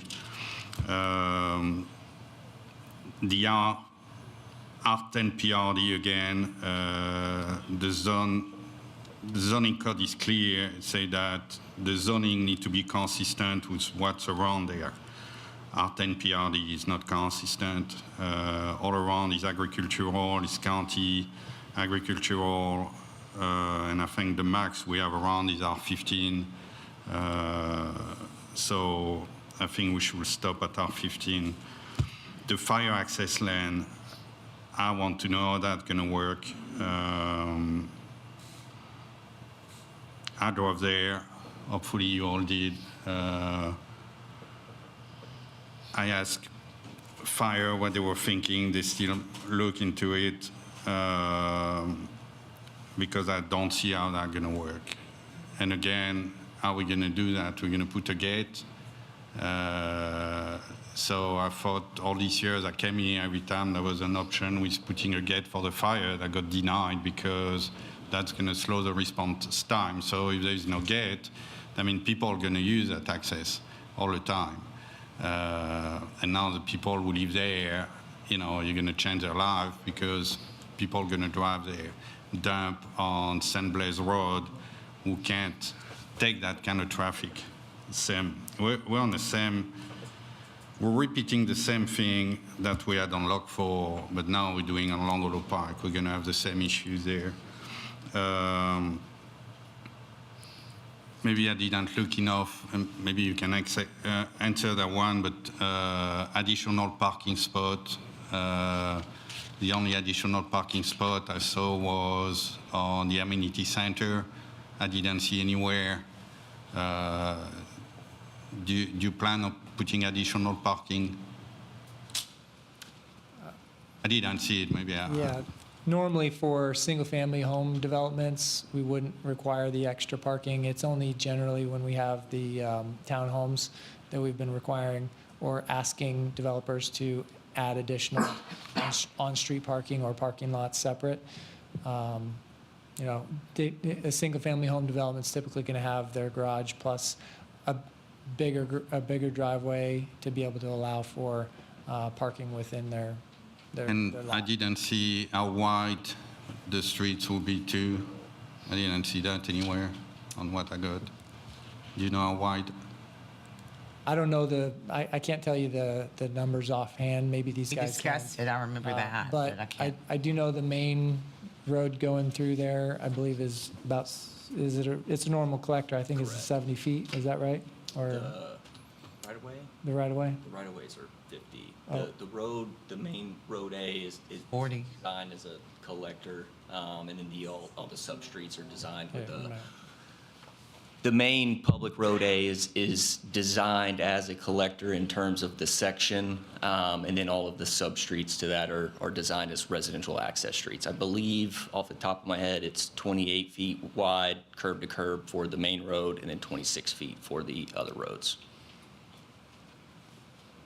And another staff mayor, you kind of brought that before, about adding some expanded buffer yard.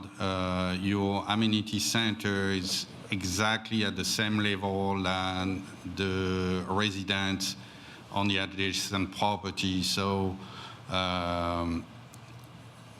again, people who live there bought these properties to be in farmland. They didn't buy these properties to have noise, splashing stuff. So I would like to see an extended buffer on that side, and something was going to cut the noise for these people so they can continue to live in peace. So maybe you can look into that. Anyone else with any comments or questions? I've got a couple of questions. Talking about the fire access, is that something that is going to be gated? And if it is, do we have other examples of that in the city? Or will that be open, the fire access to St. Blaise? So I am not aware of other access points. Of course, I haven't done many I think other we do have subdivisions some other where emergency they've created them. accesses. But it would need to be gated in order to prevent for vehicular access, just trying to go ahead and access that. We don't want it to be that. No, that's fine. I just wanted to, maybe I misunderstood what Councilman Joe Vance said, but I just wanted to make sure it was going to be gated. When it is gated, they usually would put a Knox box or some type of access way for the fire department to be able to get through. Yeah, and I'm familiar with that. I just misunderstood what he said.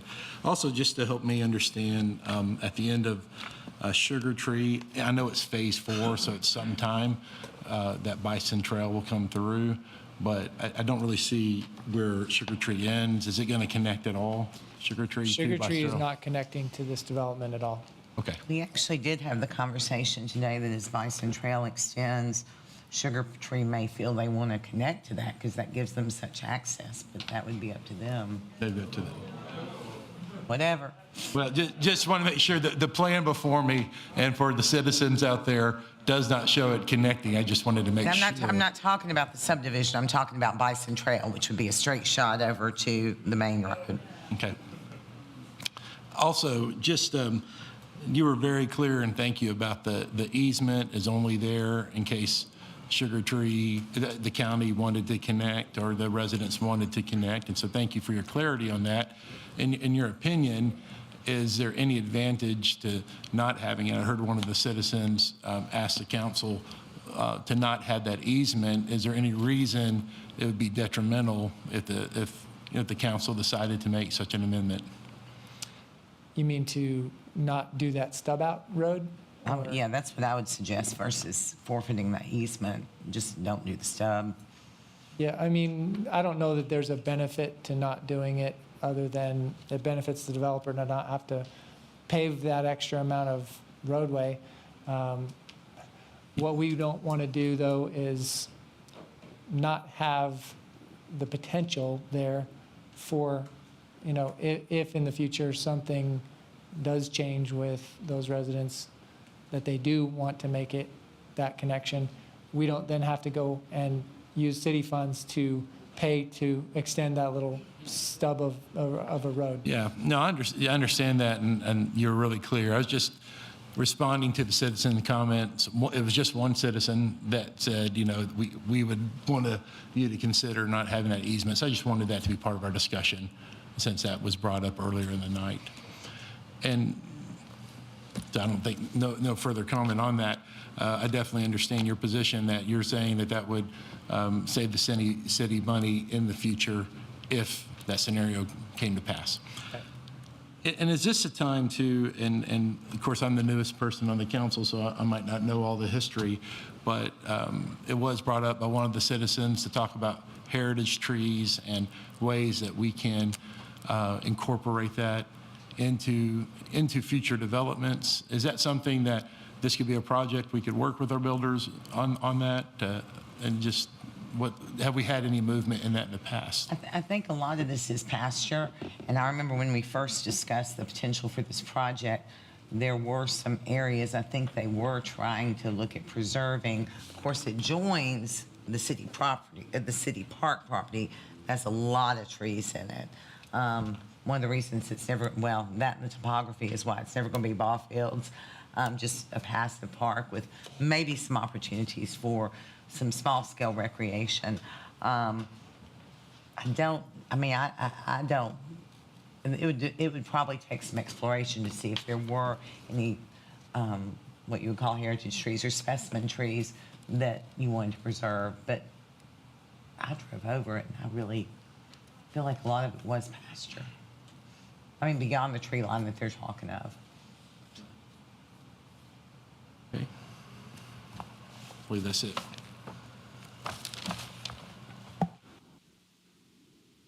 Councilman Juvance again. Yeah, thank you, ma'am. I was going through my note and I forgot something. I saw on the emergency exit, the plan show concrete light duty. I think if we want to send fire engines apparatus on there, we probably need more than light duty because these stuff are pretty heavy. The material that would be used would be sufficient to allow for the fire trucks to travel over it without causing damage to the road. It would be a paved surface, just not likely a full asphalt or full concrete. They would not be daily use.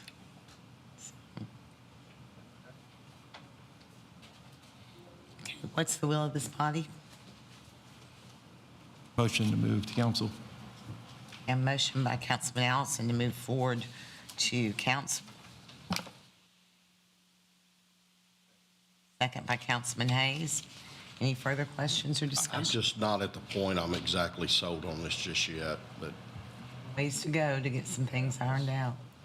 Yeah, there are too many unknown for me, so I can't vote yes yet. Well, this is a vote to move it forward to council to work through some of the concerns. So this is ordinance 02410-62. All in favor of moving forward, say aye. Opposed, say no. No. Okay, it moves forward. Okay, it moves forward 3-2 then. All right, moving on to item 13. It's ordinance 02410-63. Mr. Rose, it's your last edition of the evening.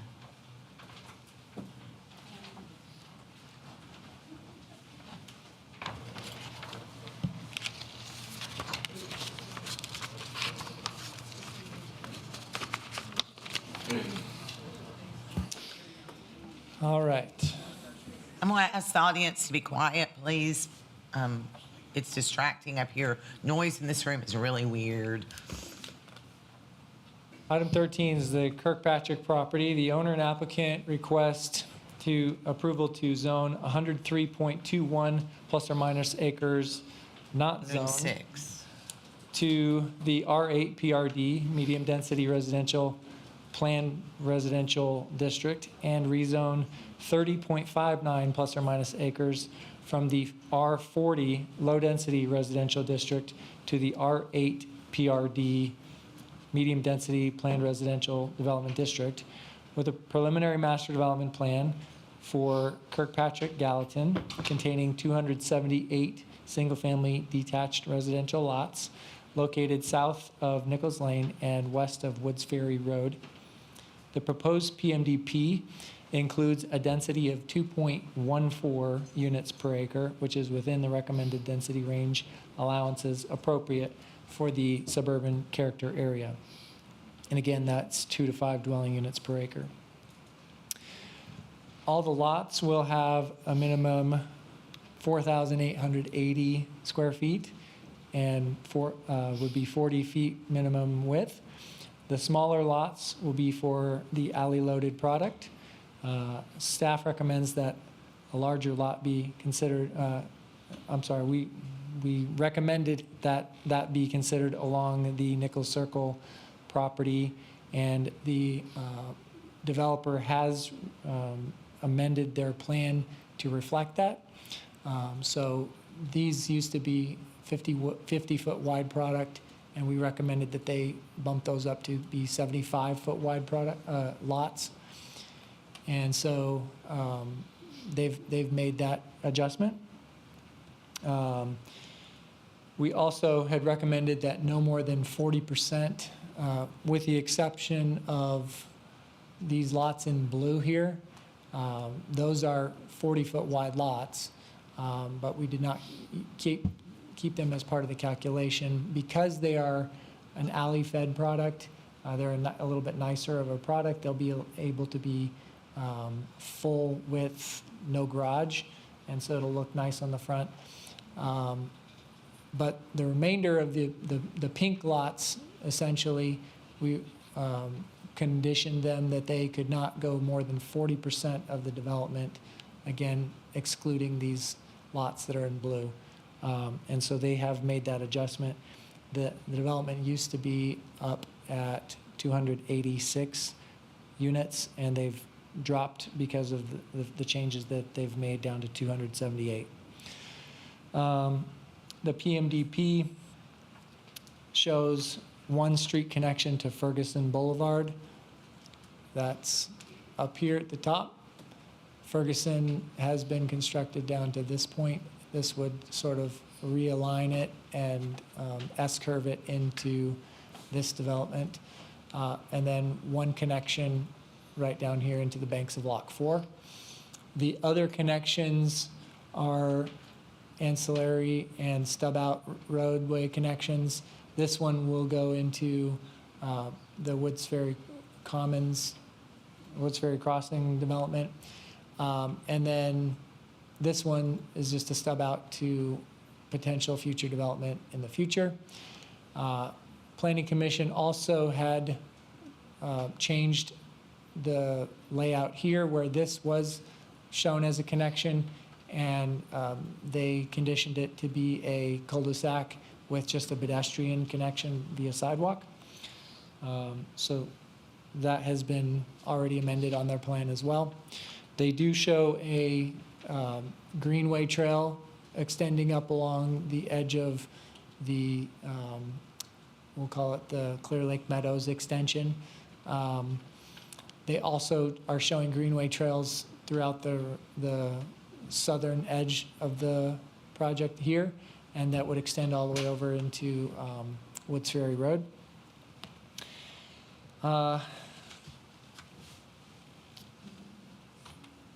That collector road connection was part of the comprehensive plan and will be an important connection between Nichols Lane and Peach Valley Road for this development and all the other developments within the area. So this is a very important piece for the city to be able to get built, and the developer will be providing all of that construction.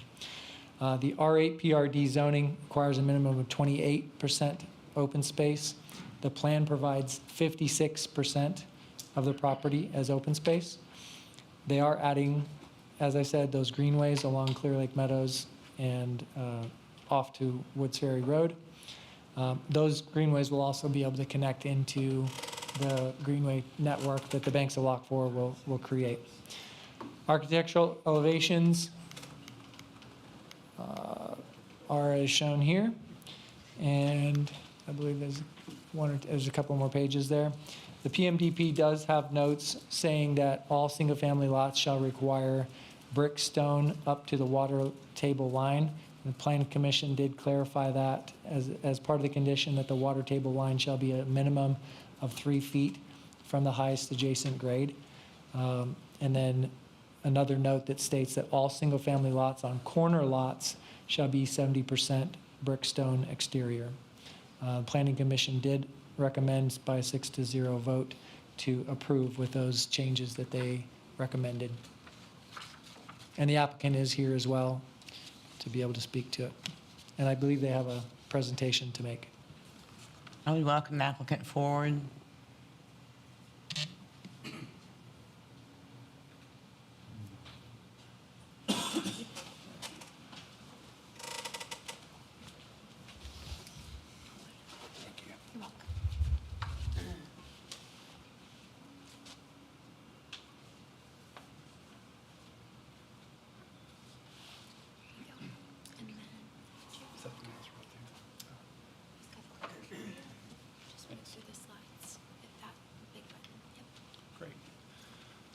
Good evening. Thank you, Mayor Brown and council members. I'm Josh Rowland with Kimley Horn, representing the applicant, Meritage Homes.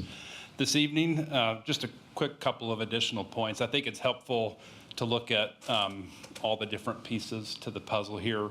Our subject property is identified in orange there in the middle, and and thank you, Mr. Rose, for kind of that thorough summary of the conditions that we discussed with Planning Commission that we have resubmitted in the plan you see tonight. We've complied with all those conditions based on that unanimous approval.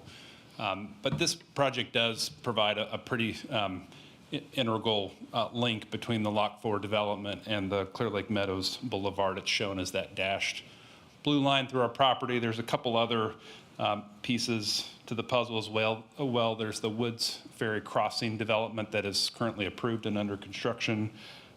Actually, the construction of this project will help them complete their kind of back portion of the development and create one of, a second future access point out onto the Woods Ferry Road to the east. That Wheeler annexation is one that has been before you recently as a request to annex, and we'll be in conjunction with the same applicant back before you in the future on that. So all that to summarize that we're providing a lot of needed, relief for the future traffic in the area to get quickly and efficiently up to the 109 bypass loop.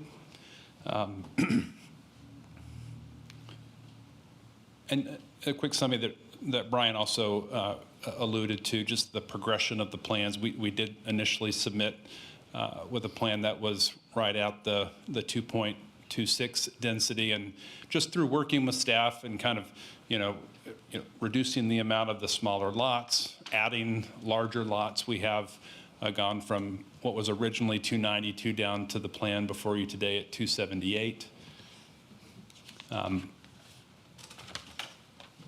The Nichols Circle subdivision to the west was something that staff had asked us to look at a little more closely, so we did do the wider 75-foot lots there. We have reduced the smaller lots down to less than 40%.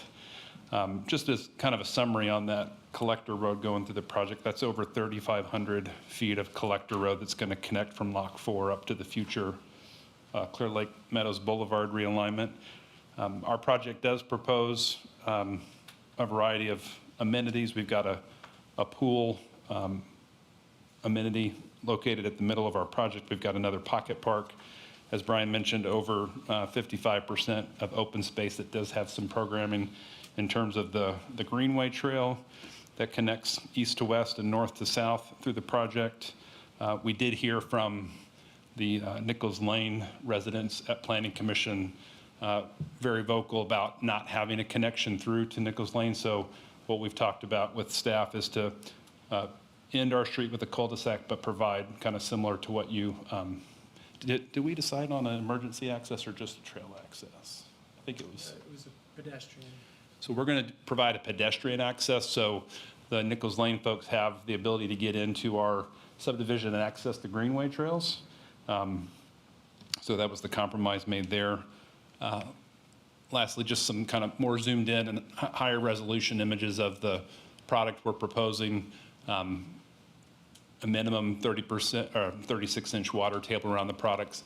You can just see here that we have a mix of traditional and contemporary and some farmhouse designs. Some have just varying percentages of brick or stone planned throughout those elevations. So we appreciate any questions. Happy to work with the council tonight. Thank you for your time. There are questions for the representative? Any discussion? Yes, can you help me, and maybe I'm looking at the maps, I can't see it clearly, but the collector that connects to the future, you called it a Clearview, Clear Lake Meadows. How will they get access to 109? Where is that? You mentioned that. So Clear Lake Meadows Boulevard is currently constructed at this location here up to 109 bypass. Okay. And so we'll be constructing this section through here. I see. Thank you. I have a motion by Councilman Hayes. Second. Second by Councilman Fennell. Yeah, I just got to say, I'd like to consult more with some of the citizens in that area, so I'm going to have to vote no to move it to council at this time. Okay, we're just moving it forward to council. We did hear from quite a few prior to the Planning Commission meeting. I've heard from a couple since about things that aren't really relevant. Some concerns about houses under power lines and that kind of thing. But they're they were very appreciative of the wider lots backing up to their subdivision and the elimination of the connection. So, all right, anything else? Okay. All those in favor of moving forward, please say aye. Aye. Opposed, say no. No. Okay, was that one opposed? Were you opposed?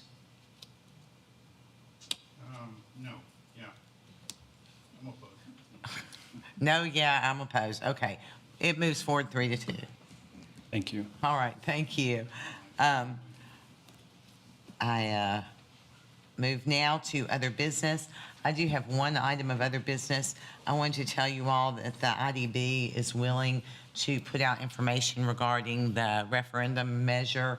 It's not going to be a vote for, it's just going to be, this is what we're asking for, this is the dollars that we'll bring in, these are the things that could be spent on, this is the equivalent that a property tax rate would be.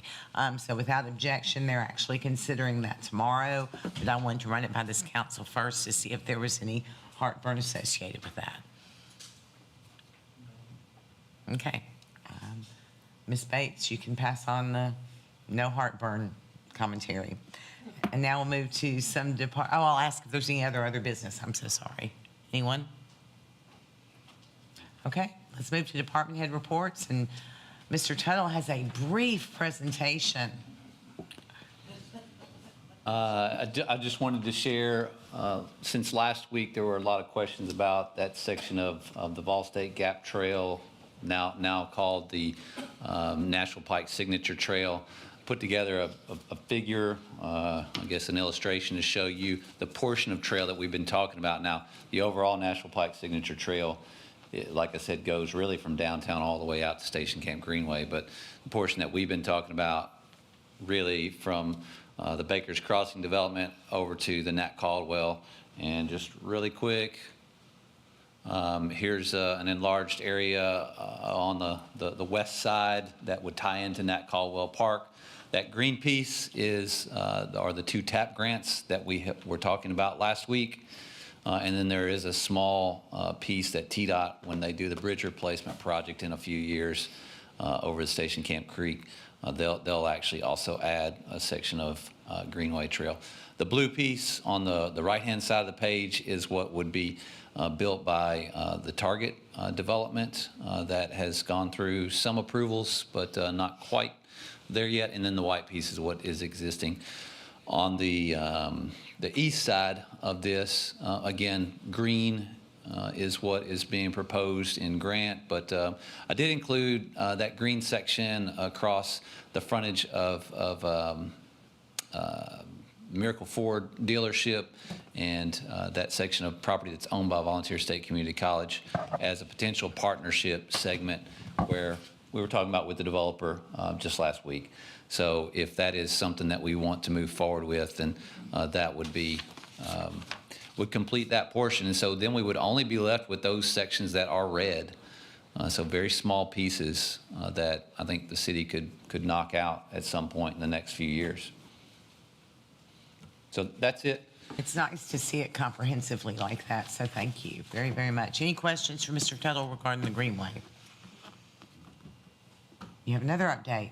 The only other thing that I wanted to say was the 31E repaving started Sunday night. Overnight, you probably saw some turning lanes and other hard-to-get-to areas that have been paved. Again, this is going to be ongoing for probably 2 to maybe even 3 weeks, depending upon the weather, before they get those 4+ miles paved. So. Left out a very, very important piece. Yeah. That it is a state project. It is a state project. Not a city project. Yes, it is a state project. State route, yes. A U.S. highway. Any other department heads? All right. Motion to adjourn, second by Councilman Carter. All in favor, say aye. Ladies and gentlemen, thank you for hanging with us this evening. We will see you next week. Take care, be kind. Pray for those about to be affected by the storm.